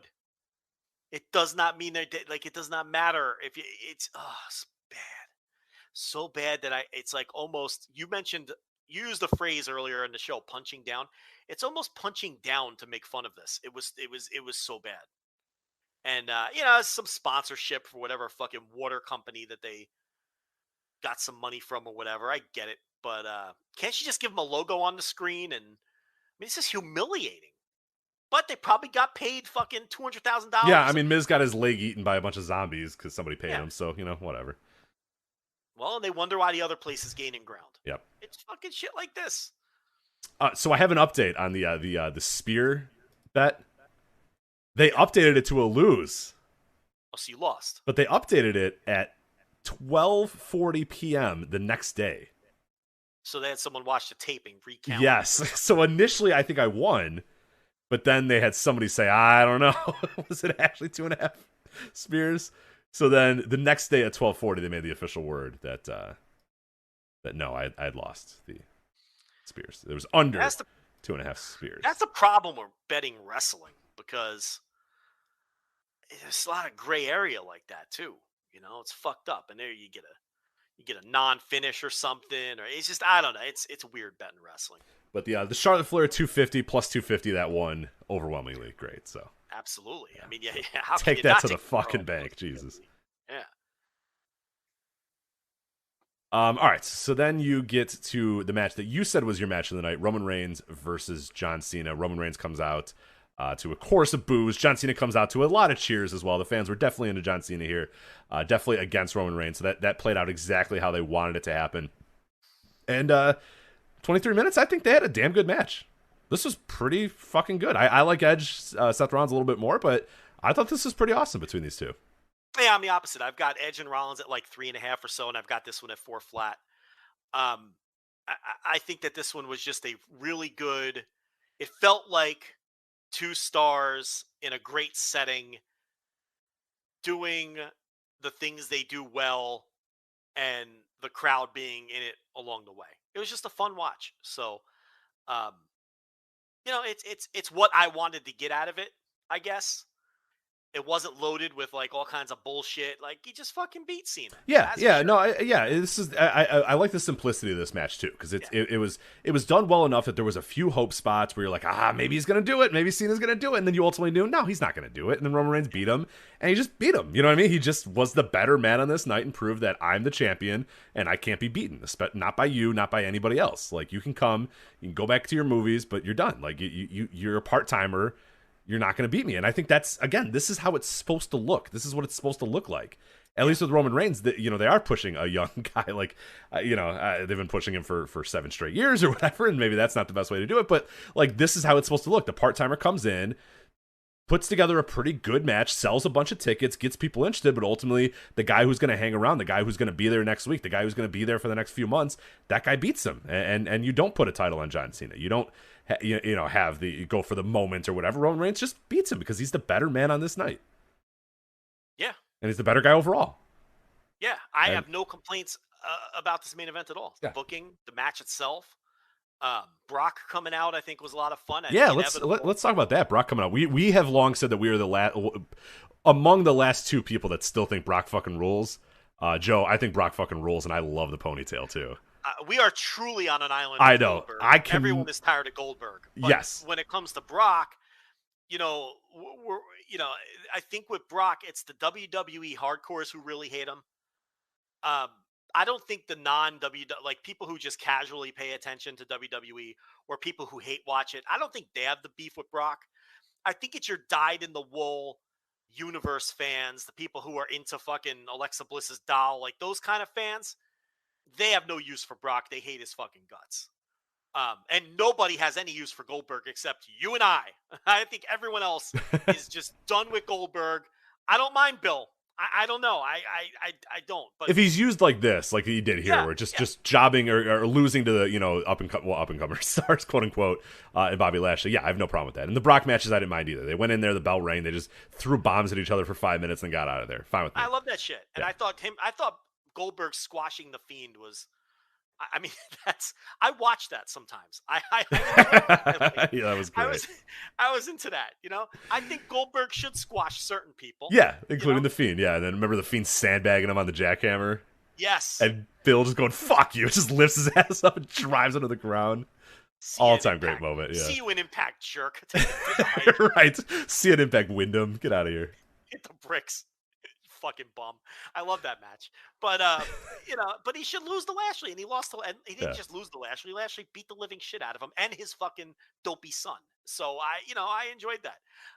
And yeah, Brock rules, and this is a natural feud because this is, will Heyman turn on Roman now? Right? That's the big question. So, and I guess the other thing that's interesting is I guess we're gonna have to wait for The Rock because they might be building this for WrestleMania and not necessarily for Saudi or whatever else they have in between, which means The Rock is out for Dallas and then you don't do The Rock. But how can you stretch out this Roman thing for another year and a half? That's like, and that's what I was going to bring up is I like what they did with both Roman and Bobby Lashley, but right now you have two unbeatable heel champions that literally nobody on the roster can even touch remotely. I mean, they have beaten everybody. I don't know. I honestly, truly do not know what they're going to do for the rest of the year with these two guys, let alone, like you said, a year and a half of Roman beating everybody. Yeah, I don't know. I don't know. I don't know either. I guess they're just going to do this. He's going to come out. He's going to stay on the head of the table. He's going to talk slowly. The guy of the month is going to face him. He's going to beat him. He's going to face the guy of the month again the next month. He's going to beat him. Then I'll move on to the next guy. I don't know. I guess that's it. They have plenty of challengers of the month. That's not the problem. The problem is where are all the rest of the big matches between now and fucking WrestleMania 2023? Yeah. I mean, I don't know how you get there. But maybe Brock really is just for the Saudi show. Maybe The Rock. But I don't know. Who knows? In the chat room, they're asking, how can we like Lashley versus Goldberg with the lack of selling and all the things that were wrong with the match? Let me clarify. I'm not grading this thing like a G1 match, okay? I'm grading it like 53-year-old Bill Goldberg. This wasn't a fucking 4.5-star match. I just enjoyed Bobby Lashley beating up Bill Goldberg. Yeah, I just wanted to be entertained for 10 minutes. That's all I kind of want. Yeah, I don't really care that much. So I don't care about the technical aspects of the work in the Bill Goldberg Bobby Lashley match. That's not what I'm talking about. Sounds like Rich agrees with me. So that's just a clarification there. I don't want people to think that I'm rubbing my chin going, is that going to be 4 or 4.25 for Bobby Lashley? But no, it's a fucking dopey little match. It's probably a 2-star match at best, but I enjoyed it for what it was. So just to get that out of the way. But yeah, I don't know how you stretch out this Roman thing. Cause he honestly, at this point, if The Rock is in the cards at some point, he cannot lose until he gets to that. No. Oh, no. He can't lose. I don't want a dumb Biggie cash in and then he beats him again the next night or something. No, you got to have him be, I've been the champion for 2 years and here comes The Rock. Like, it's got to be that, Yeah, absolutely. So, I don't know. We'll see where they go. It's ambitious, but we'll see. It might just be this. It might just be this thing, But in totality, you got Becky return, Brock return. I thought the main event was a really good match. The Edge Rollins match was a really good match. And there was a lot of junk on the card. Yeah, too. all the bad stuff didn't overstay its welcome, and all the good stuff was good. No, a lot of stuff was really short, and I appreciated that. Yeah. And look, I don't think this was any kind of great show. I don't even think it was a good show. It was just an average show with some really cool things that happened, sporadically throughout the show. So I can't call this. I don't think it was a disaster or an awful show or anything. I was entertained at points. So and then quickly we'll touch on this because we do have to get to some other topics here. But Raw, second largest audience of the year, topped 2 million viewers, finished number 2 in cable, 0.64 in the 18 to 49 demo on USA Network. So second largest audience of 2021, trailing only the Legends Night special on January 4th. So yeah, look, this show did big business, and there was clearly interest coming out of it. We talked about that at the top a little bit during the CM Punk segment. So from a business perspective, this show was a massive success. But as usual, you have no confidence that Raw can sustain that moving forward. Raw was a terrible show. So they always just, they get momentum and they shoot themselves in the foot because they present a really bad wrestling product. So they are going to be back down to their 1.7 million, within a week or two. We all know that. So.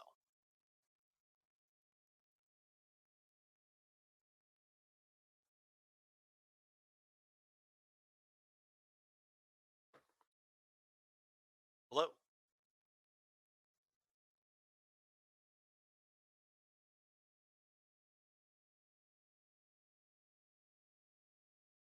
Am I on the line? Chat room, can you hear me or can you hear Rich?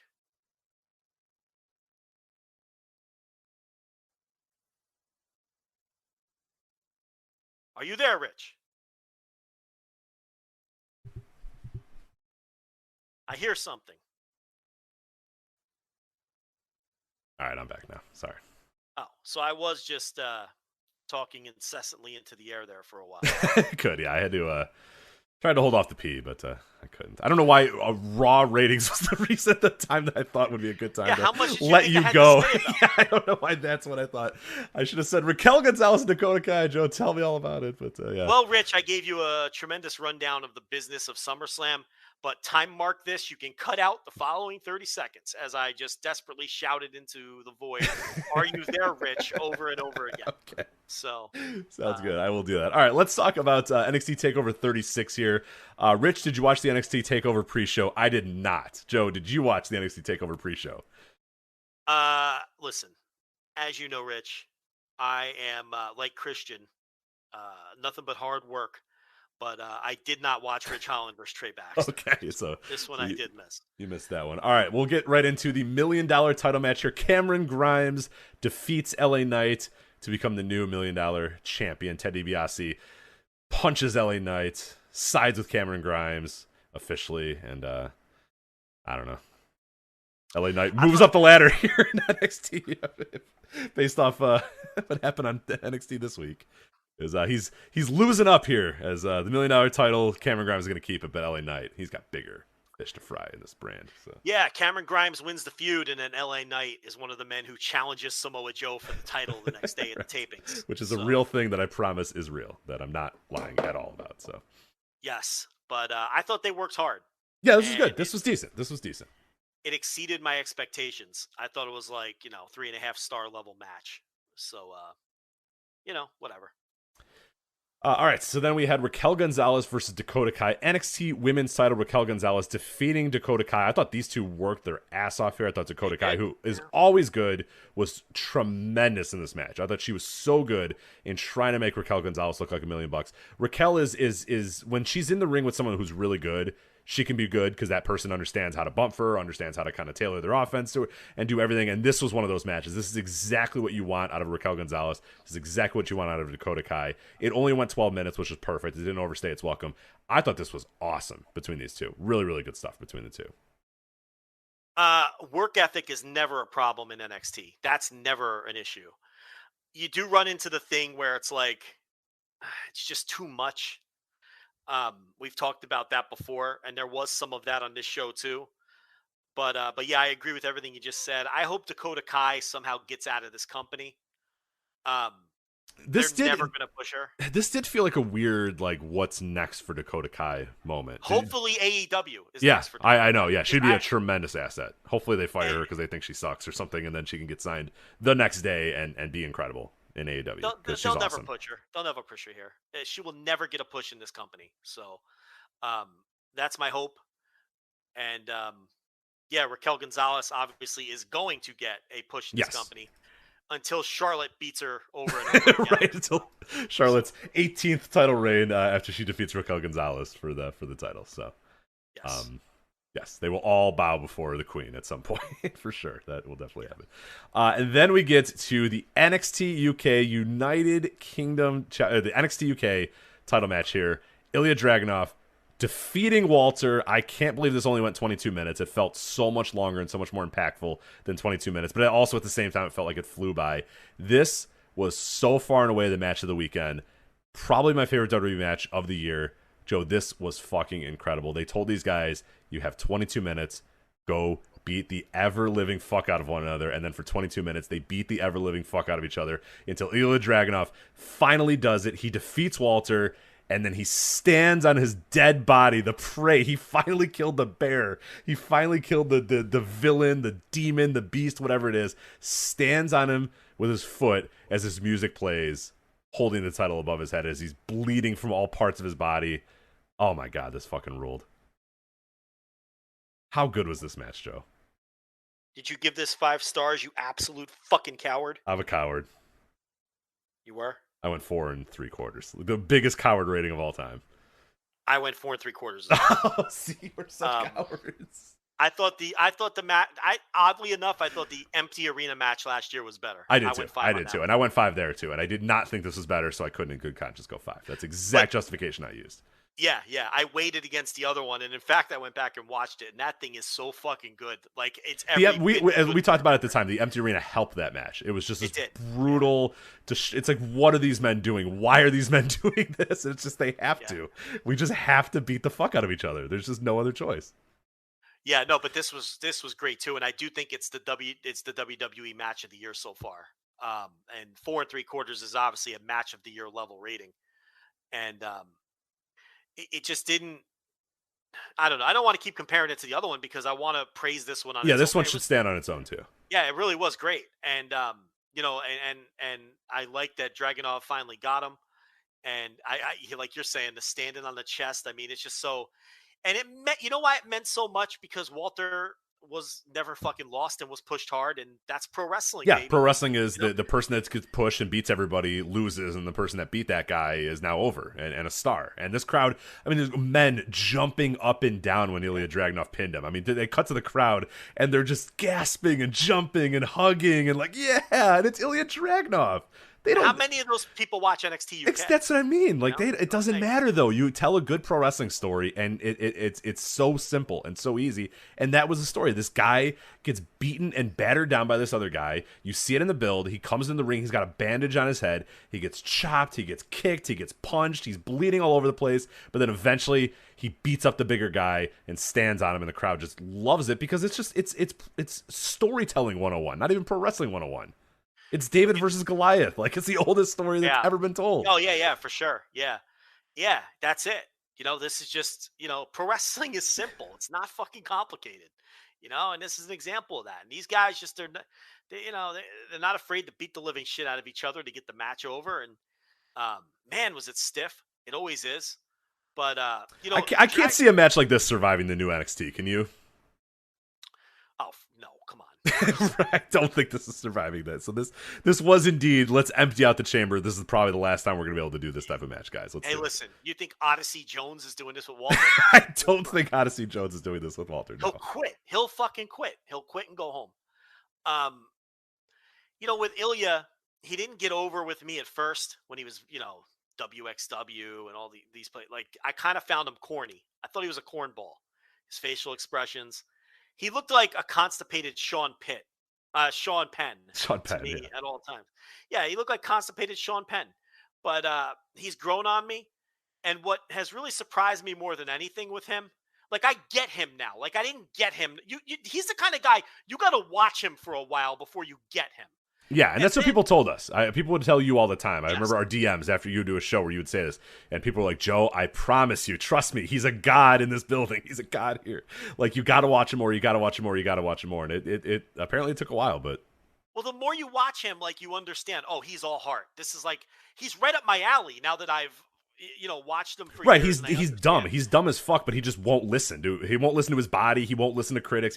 He's just like, no, I'm gonna go in there, and they're like, bro, you're gonna get your ass kicked. What are you doing? He's like, I don't care. I'm doing it. He's in the mold of Ishii. He's just all heart and guts and fight, and you gotta fucking kill me. And that, and that's my kind of pro wrestler. So he has grown on me over the years. But what has surprised me more than anything is he gave a really good promo on NXT a few weeks ago, and it's like he has the things I never thought he would have, and it's a shame he's where he is, because again, this is a guy who really should have a chance to grow and become a big deal, but he never will in that company ever. It's just his ceiling is NXT UK main eventer. That's it. That's his ceiling. And a guy like Walter is okay with that. He doesn't have any interest in coming to America. He wrestles a half a dozen matches a year. I don't know what the fuck he does with the rest of his time, but with Dragunov, it's just, that's the ceiling. And it's unfortunate that this company is the way it is, because that's a guy who can really have a crowd connection. He's proven it on a smaller scale, and he could really get people invested in who he is and in his matches, but it'll never, ever happen in this company. Yeah. So. Yeah, like I said, the crowd going nuts for him, and like you said, what percentage of people follow WX? How many people in that Capitol Wrestling Center on last Sunday, were avid WXW watchers and knew Ilya Dragunov and knew Walter? But it didn't matter, because he has that connection, he has that thing that just works, and it absolutely worked here. Yeah, this is, go out of your way to watch. If you have not seen this match, go out of your way to watch this, please. Do you notice that in NXT proper, they have removed all of the Soviet and communist symbolism from his video package? They have, yeah. He doesn't have the red contacts anymore. He still wears the red gear, but he's not, and he's still like billed from Russia. I guess, and he still calls himself the Tsar, because I think that later in the show, some random person came up to him backstage and said, he said the era of the Tsar is here, or long, the king is dead, long live the Tsar. He did say so. But the hammer and sickles and the Soviet symbolism, that shit is all fucking gone. It's almost like I'm booking it. Right. Oh god! Best 2 out of 3 falls match here: Kyle O'Reilly, Adam. If that dude gets called up to the main roster, he'll be singing the Soviet national anthem like Nikolai Volkov. I hope that'd be awesome. That'd be great. That's what they'll do with him. Which hopefully he doesn't like Nikolai too, where he didn't know any of the words. It's rah rah rah rah rah rah. Yeah. You need a stereotypical Arab like. Yeah, I was gonna say maybe Mansoor. They put Mansoor. They just say. There. Yeah, just recreate Saudi Arabia #1, USA Hak Fui. You gotta do the Hak Fui. Absolutely. Right. And of course it won't get over at all. And, right. It's Afghanistan #1, Saudi Arabia #1, USA Hak Fui. Exactly. Who's the big heel now in the world? That's what it'll be. Right. It was Iran then. ISIS #1. Right. Right. Too soon? I guess today is probably too soon. Never too soon. We've been canceled years ago. It does not matter. Right? Anyway, best 2 out of 3 falls here: Kyle O'Reilly, Adam Cole. I thought this was going to be unbelievably overindulgent bullshit, and it just was kind of a wrestling match. I don't know. It didn't knock my socks off. I didn't think it was great, but I really strapped in for like 45 minutes of just bullshit, and it was just kind of 2 out of 3 falls. This is going to sound weird, but stay with me. I thought it was too short. I feel like yeah, it did. I mean, honestly, I'm with you. Like I was strapped in and ready to go for 40 minutes, and then O'Reilly just puts in the fucking submission, and then it's like ding, ding, ding, ding, ding. I'm like, what? Excuse me? Like, there's only one Panama Sunrise, but like you said, like the establishment was that it was going to take 76 Panama Sunrises to put away Kyle O'Reilly, and it's going to take 10,000 submission holds to put away Adam Cole, and it just was a match. Like, Kyle O'Reilly kicked out of one, and then he put him in the submission, he tapped him out, and he won. It was like, It's 3 matches. Yeah. That's why, I didn't want it to be long, but it was too short. Because they had 3 matches in 25 minutes. It didn't feel right. Basically, what I'm saying is there was nothing they could do to make me happy. You know what they could have done to make me happy? Not have 3 matches in one night. How about that? With 3 different wacky stipulations. Well, one of them wasn't very wacky because it was just a wrestling. It was a wrestling match. Yeah, so, I don't know. What do you want me to say? The work was fine. I'm never watching it again. and we all move on with our lives, including Adam Cole, who might be moving on the Wednesday nights. Who knows? Yeah, we'll see. So per Sean Ross Sapp at Fightful, the extension Adam Cole signed with WWE does not expire until this Friday. So tomorrow, apparently it expires, and then we'll see. Who knows? Well, he's a damn fool if he resigns, because they will never push him. He's like 5'6", legit. I don't know if they throw millions of dollars at him. Yeah, I mean, I guess if it's an offer he can't refuse, whatever. Who cares? If they value him, if they value keeping him away to the point where they're going to give him a multi-million-dollar deal, and he and his wife enjoy the work-life balance of not being in the same locker room together, then yeah, he should stay. But if it's all things being equal, then he should go, because he's going to get pushed to the moon in the other place. Oh yeah, I mean, there's almost no, other than just a pure like, here is the biggest bag of money we have. Yeah, there's no other justification for it, and like, given what's been going on in WWE, I mean, how do you sell that? Giving a gigantic bag of money to Adam Cole, right? Because now you're saying you're not looking for that. Yeah, but yet you're paying. Yeah, it's just it would be completely opposite of what they've done over the last few months. In terms of, and the other thing too is, if I'm Adam Cole, I sign that big bag of money and I sign for that contract, it better be a no-cut contract, because what's telling me that in a year Vince McMahon's gonna go, what the fuck, we paying this guy $4 million a year for it? Get him out of here. Like, I don't like Adam Cole, get him out of here. So yeah, that better be a big bag of money with a no cut if it's the case. So speaking of which, very quickly, can we now officially stop blaming Nick Khan for cutting people? Like, he straight up told Ariel Helwani, I want to be blamed for everything the fans don't like. Just blame me. I don't care. Yeah. Like, he's not cutting anyone. But he doesn't care if you say that he does. He wants to be the heat magnet. He straight up said that now. Right, because he's just a douchebag business executive who does not give a fuck what you think about him. Yeah, it doesn't matter. Oh, they all hate me on Twitter. Cool. All right, let me go to my fucking mansion. Rich, not only does it not matter to him, it shouldn't matter to him. Why? No. Why should he care that some fucking Liv Morgan avatar fucking doesn't like him because they think that he cut Bray Wyatt? Why would he care about that? There's no reason for him to care. So he flat out told Helwani, yes, I want it. His exact quote was, I want none of the credit for the good things and all of the credit for the shit that goes wrong. Go ahead. Just blame me. It doesn't mean anything to I just me. love the idea of him pouring over his spreadsheet going, Ruby Riott. I can't. Yes. We got to get rid of her. Vince, I can't. We just can't afford it.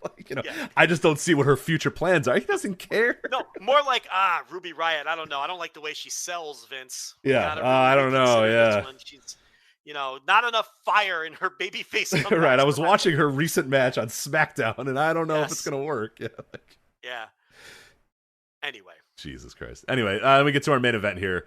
Samoa Joe versus Karrion Kross for the NXT title. Samoa Joe defeats Karrion Kross in 12 minutes and 25 seconds to win the title. Karrion Kross comes out, no Scarlet, no special entrance. He just walks out.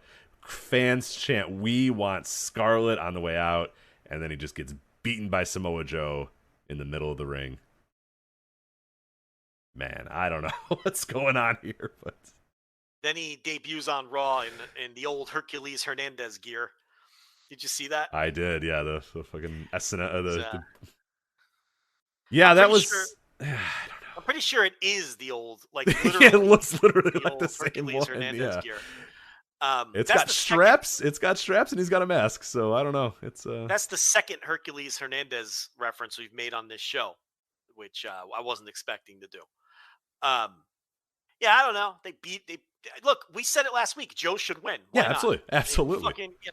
That's what the fans want. It's the satisfying finish, and the guy's going to the main roster. Just fucking beat him.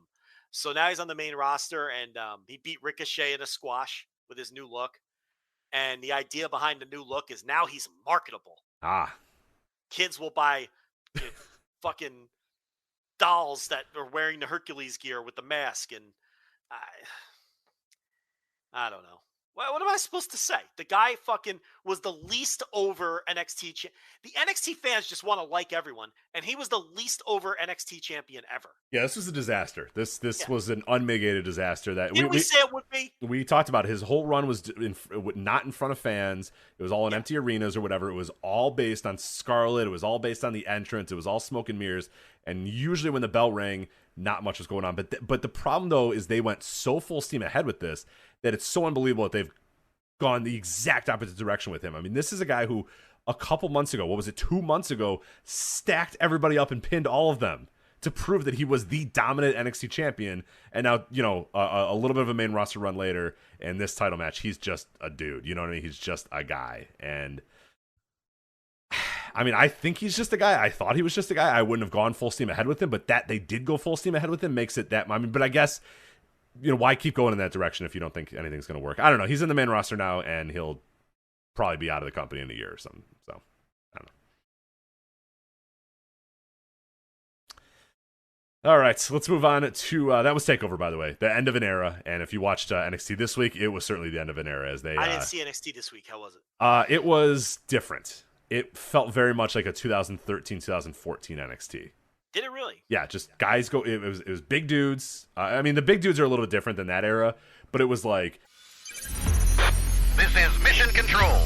The tallest, fastest, and longest steel coaster in Kings Island needs you. Must be able to handle a 300-foot drop and speeds up to 91 miles per hour while dodging meteors. No training required. Are you up for the challenge? Introducing Orion at Kings Island, one of only 7 Giga coasters in the world. Right now, everyone pays kids price. Kings Island tickets just $45 online. Match, and it's over in a minute, and it's clear who the winner is. You know what I mean? Like, type of one of those things where it's just like, Ridge Holland is better than this guy. Ridge Holland just beat the fuck out of Timothy Thatcher and pinned him. You know what I mean? Like, just that's it. Wow. No back and forth. Just kind of guy went in there, beat a guy. That guy's getting over type stuff. So they didn't do the new look or anything yet, though. Not yet. I think that's coming after Labor Day. They said, but the booking is clearly different than it was the last 2 years, basically. Yeah, it's big dudes, and they're winning in decisive matches. So it has definitely changed. Well, be interesting to see what happens moving forward here. So, all right, we got about 15 minutes here. Let's get to our final topics here. 2 pay-per-views from NWA this weekend, both airing on Fight TV, voicesofwrestling.com/fight as well if you're going to order those. You have the NWA Empower, and then you have the NWA 73rd Anniversary Show. Do you want to go match by match, or do you just want to kind of cover the big hitters? I will give pithy thoughts if we could do it quickly. Okay, let's do that. So we'll start with Empower. That's the all-women's show. Obviously, an announcement made a couple months ago with Mickie James returning the NWA, or debuting in the NWA, I should say, and saying she's going to run this NWA Empower show. So this is going to be on August 28th. We have Sky Blue versus Christy Janes. Sky Blue's a big-time prospect. Long-term, though. She needs some work. Yeah. Christy Janes, I was surprised when AEW didn't sign her because I thought when she appeared on TV, she showed a ton of charisma. I've seen her wrestle live a million times, and she never showed as much charisma as she did on AEW TV. But at any rate, she pops up here against Sky Blue. And,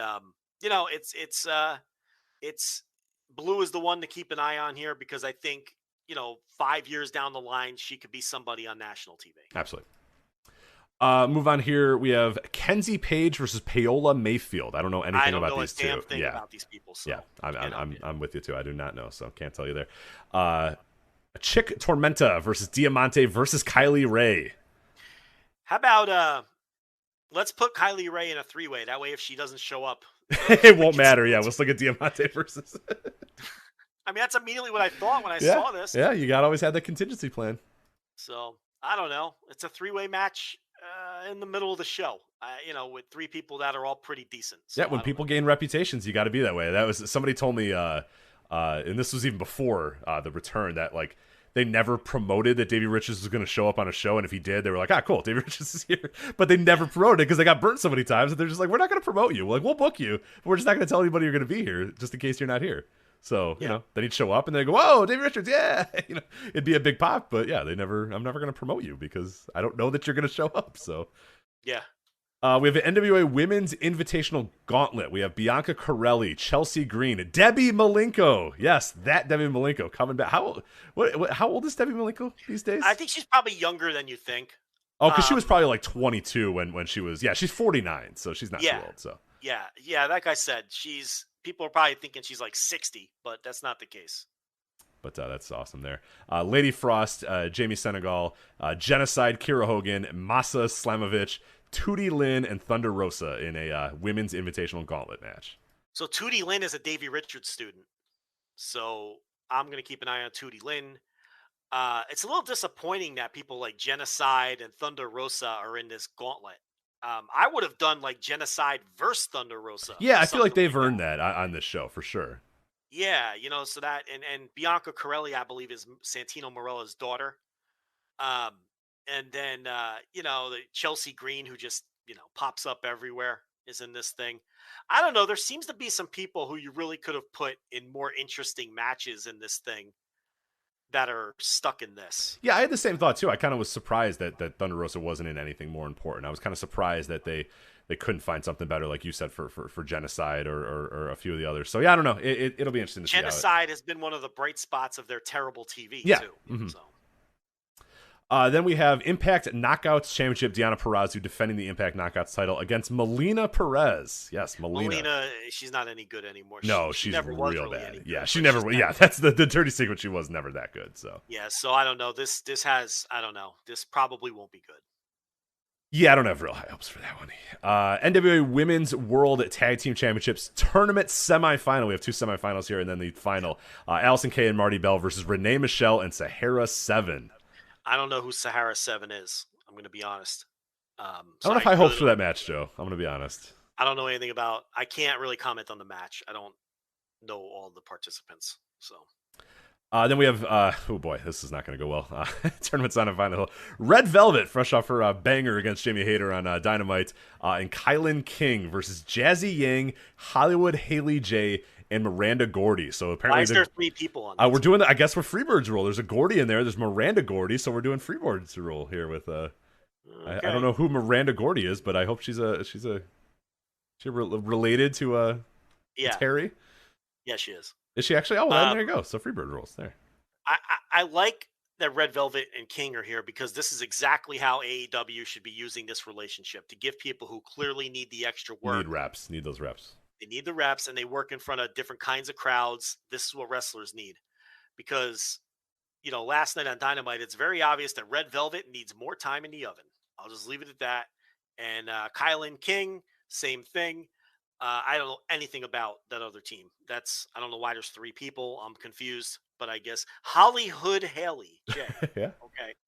All right, if you say so. But I don't know. I can't really comment on people I've never seen. Yep. So there's. I'm guessing we're going to get Allison Kay and Marty Bell versus Red Velvet and Kylan King in our Women's World Tag Team Championship final. I'd imagine Allison Kay and Marty Bell probably win that, but we'll see. And then I wouldn't mind Red Velvet and Kylan King doing a couple tapings here. No. I mean, they could use that work. And then your main event, NWA World Women's Championship, Camille defending against Layla Hirsch. I'm worried about it. Very worried about this. I don't know if Camille is a good matchup style-wise for Hirsch, and they're both green as grass. That's another problem. I'm worried about it. I would like to be pleasantly surprised, but I have concerns. Yeah, I definitely do too. Yeah, Camille is somebody that I think needs to be in the ring with someone who's going to kind of bring her to her level, and I don't. Yeah, I'm. She's had good matches this year, but it's like with Thunder Rosa. Right, it's with some of the best women's wrestlers in the world. Layla Hirsch, no offense to her, not one of the best women's wrestlers in the world. Yeah, so it's like the blind leading the blind to some extent. Right. And if it's truly the main event too, it could really stand, especially on a show where there is talent, up and down the card. You got Deonna Purrazzo with Thunder Rosa. You got a bunch of people there that are pretty good wrestlers, and it seems weird to main event with this, but we'll see what. But again, Khan sending his green wrestlers here is a good thing. Yeah, I would agree. So that's the Empower show, and then the next day, NWA 73rd anniversary. As we said on a show a few weeks ago, these are in St. Louis, and they have sold tremendously well. So these should be sold out. Fun shows with fun, hot crowds here. But this is the 73rd anniversary, also airing on Fight, voicesofwrestling.com/fight if you're going to order this. You have a Battle Royal #1 contender for the NWA NWA National. Oh, sorry, I put in 2. There's a Battle Royal for the #1 contendership of the NWA National Championship. This is not the match. I'm talking about a different match here. One sec. I mixed up my notes. Let me make sure I get this. So there's right. a Battle Royal. There's a Battle Royal. Yes. Sorry. Number 2 is. Yes, and then the other match is going to be just a normal 6-man here. Tyrus, the Masked Man, and Jordan Clearwater versus DePope, Obsidian, and Pero. Yeah, the Masked Man is a fun little act. Tyrus, obviously is the absolute shits. Dreadful. And he never stops feuding with the Pope. So the Battle Royal is for the number 1 contendership to the national title, which is on the line later in the show. There you go. So the Battle Royal, there's 12 participants to be decided, though, who these participants are going to be. Then we have a Brawl in the Lou. Tom Latimer, Crimson, Tim Storm. Yeah, I don't know. Set your expectations low. Yikes. I mean, I'm glad they got Tim Storm on the show. Bram versus Crimson versus Tim Storm. There we go. Alrighty. All right. NWA World Tag Team Championship match. Aaron Stevens and JR Kratos versus Bestia 666 and Mecha Wolf 450. That Lucha team has been pretty good. They've been teasing this split with Stevens and Kratos forever. Just shit or get off the pot already. And so we can just get to this. Yeah, nobody cares that much. Let's just let's get to the Stevens Kratos feud and let's get it over with and put the titles on the Lucha team because they've done well. Then we have, moving on here, Chris Adonis defending the NWA National Championship against James Storm. Yeah, James Storm coming in for this. This is... Get excited, Joe. Sell me on it. I can't. I mean, but this could be the match of the night. It has a chance. Yeah. I mean, if they get the time, and there's not much else on the show. I mean, what's the competition? Yeah. Then we have Camille or Layla Hirsch, whoever won the match from the night prior, versus the Invitational Gauntlet winner. So there's a potential for that Gauntlet winner to be somebody pretty interesting and fun. So I guess that's why there's some legitimate talent in the Gauntlet. Right. There's also a possibility it's Chelsea Green or something, and then we have to pretend to care about Chelsea Green for 2 straight nights. So God, could be. Yeah, I mean, they might actually do that. That'll suck. Yeah. Mickie James versus Kylie Ray, if she shows up. To be determined if she hasn't retired again. So, but I don't know. Yeah, I mean, that has a chance to be the match of the night too. No, I'm kind of interested. Why is Mickie James not on the Empower show? That's a good question. Maybe she's busy booking. She's busy putting it together. Yeah. Maybe she's at the fucking production table running things. I don't know. And then your main event, title versus career, NWA World Heavyweight Championship. Nick Aldis defending the title against Trevor Murdoch. Does Trevor Murdoch retire here, Joe? Is this the end for Trevor Murdoch? I guess they're doing the title change, right? I don't know. I guess. How much do we think they'll adhere to that stipulation? That's number 1. And number 2 is, does he really want to retire? Yeah.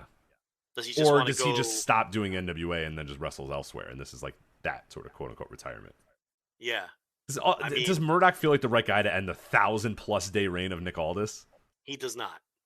But has the booking been built for that? It has, actually. So it's just a matter of the guy didn't get over, even though he was booked to get over in this way. Right. And now it feels weird if he's going to win. Yeah. So that's the problem here. Yeah, it just seems hard to envision Trevor Murdoch holding that title above his head, but it would be a real cool moment too because he would hold the title over his head. The fans would probably run in the ring and hold, they'd probably lift him on his shoulders and jump up and down and cheer and all this sort of stuff. It'd be a really cool moment, but it's just then it's oh, now Trevor Murdoch's our champion, and no, Nick Aldis held the title for 3 years. Is that how we really want it to end? It's not even so much that Murdoch's the champion; it's that he feels like the wrong guy to do this because he hasn't gotten over. He doesn't feel like, I don't know, it just doesn't feel right. It's definitely clunky and weird. So yeah, I don't know. I'm very, very, very curious where they go with this. But the way it's been booked and the way the story's been told, it feels like he's gonna win. So I don't know. This show, I'm obviously gonna watch it. I am pot committed to the NWA forever. We always will be, yeah, as long as the show exists. But I'm not looking forward to it. I mean, I'm more looking forward to the women's show. Just because there's a lot of new faces that I've never seen, and it's an interesting concept and all that. Because the I don't know what you want to call it, intergender show, the regular show, that one just is bad on paper. I mean, there's nothing there I want to watch. So, and the TV is deplorable. It's just awful, and it doesn't get you into it at all. So, but other than that, it's great. Other than that, check it out this weekend. VoicesOfWrestling.com/fight. Yeah. Yeah. Other than a bad build and a bad show. If anyone thinks we're ever in the bag, we have money at stake here. And yes, we're true. Like, it's beneficial to try to sell this pay-per-view to you, and we that is our attempt at it. So there you go. So we're honest men. I mean, we are know, definitely. Yeah, we never try to. I'm telling you, you probably shouldn't buy the show. Is what I'm telling you, because it's probably gonna fucking stink. But if you do buy the show, what's that link again? Voicesofwrestling.com/fight is that link, Joe. So all right, there you go. All right, we got about a minute or so left in the show. We'll go about 5 more minutes here. Real quickly, I want to talk about these last two things. New Japan Strong, New Japan of America. Keep your eye on New Japan Strong over the next few months. Not only are they this taping starting now, the ones from the LA audience. Yeah, Tomohiro Ishii, Hiroshi Tanahashi are going to be in these. I haven't looked up the spoilers, so I'm not going to tell you what happens because I don't know what happens.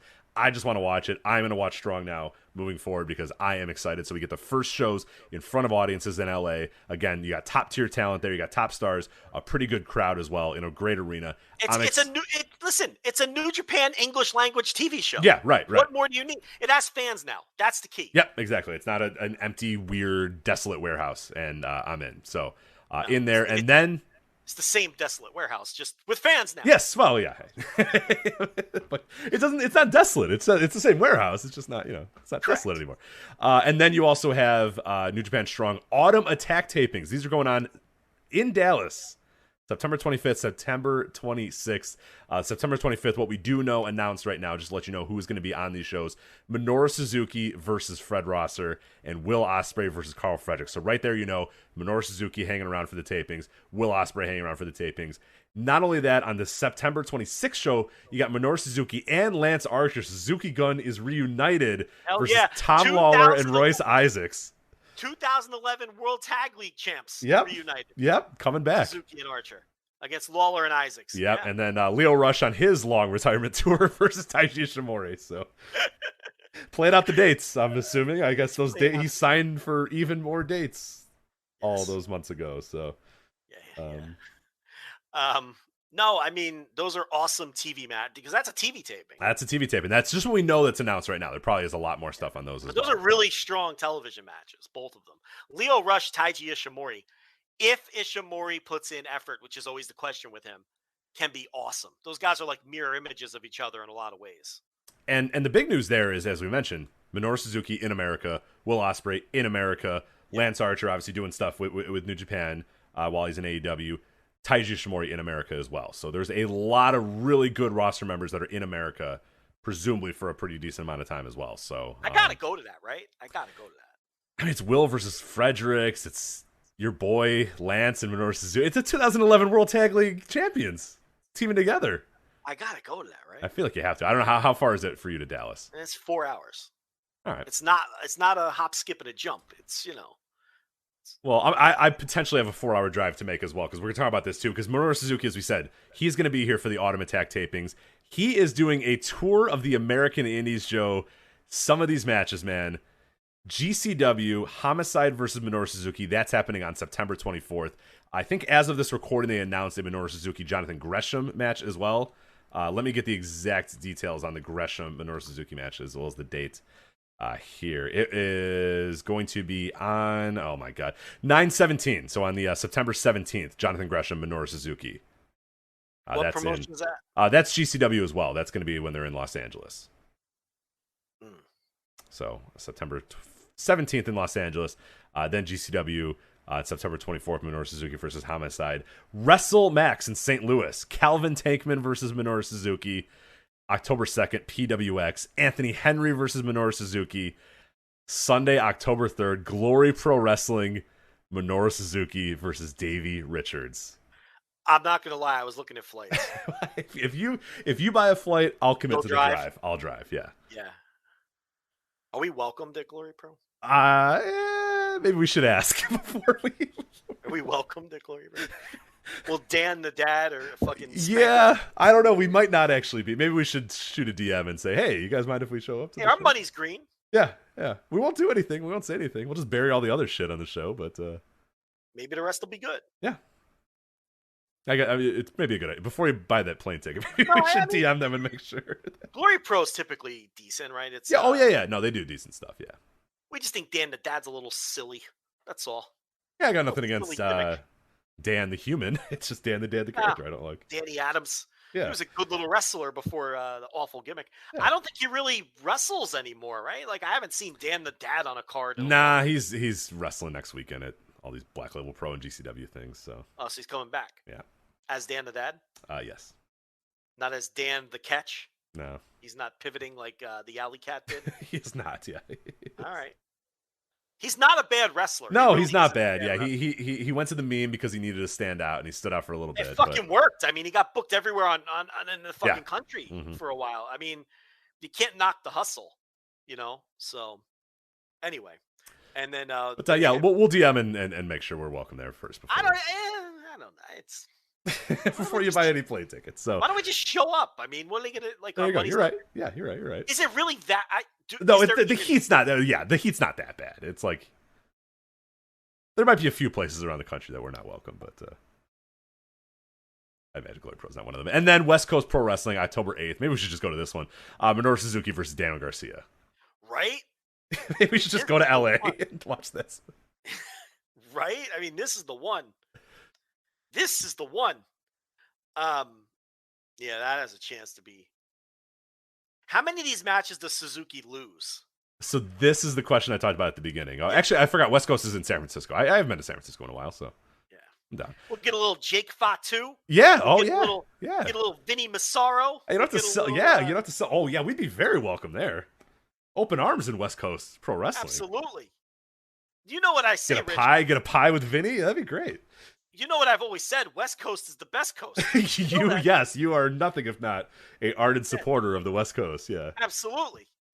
No, but that match looks incredible. Yeah, maybe we were tipped off to that one. We were tipped off to that. We were, yeah. That's I'm into that one, man. I am into that one. October 8th. So yeah, maybe. Hey, you know what? I think we could Hey, you want to pay for trans? You know, we'll come if you pay for trans.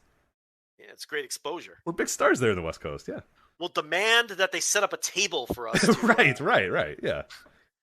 To work, quote unquote. Get our laptops out. As we just tweet and talk shit. Yeah. Yeah, exactly. No, well, Suzuki, I mean. Okay, he's beating Jonathan Gresham, I think. Gresham won't care. He'll beat Gresham. I think he's winning every one of them. I think he's beating Homicide. He's definitely beating Calvin Tankman. Anthony Henry for sure is going to lose to him in his promotion to it's PWX. So yeah, he'll go down. Well, that's Henry's home base. Exactly, that's what I meant. He's not going to care. He'll go down for him. No, but wouldn't Henry be more apt? Well, no, he's not. What are we doing here? Suzuki's winning everyone. Davey is the only one where I could see the day of Davey might say, and then when he gets in the ring, he goes, it's fine, beat me. I mean, Davey's losing to people like El Jefe Loco in Florida. He doesn't right. He doesn't care. He might put up a brief stink about it, but I don't think he'll actually ultimately care. And then I don't think he cares. This is the new Davey.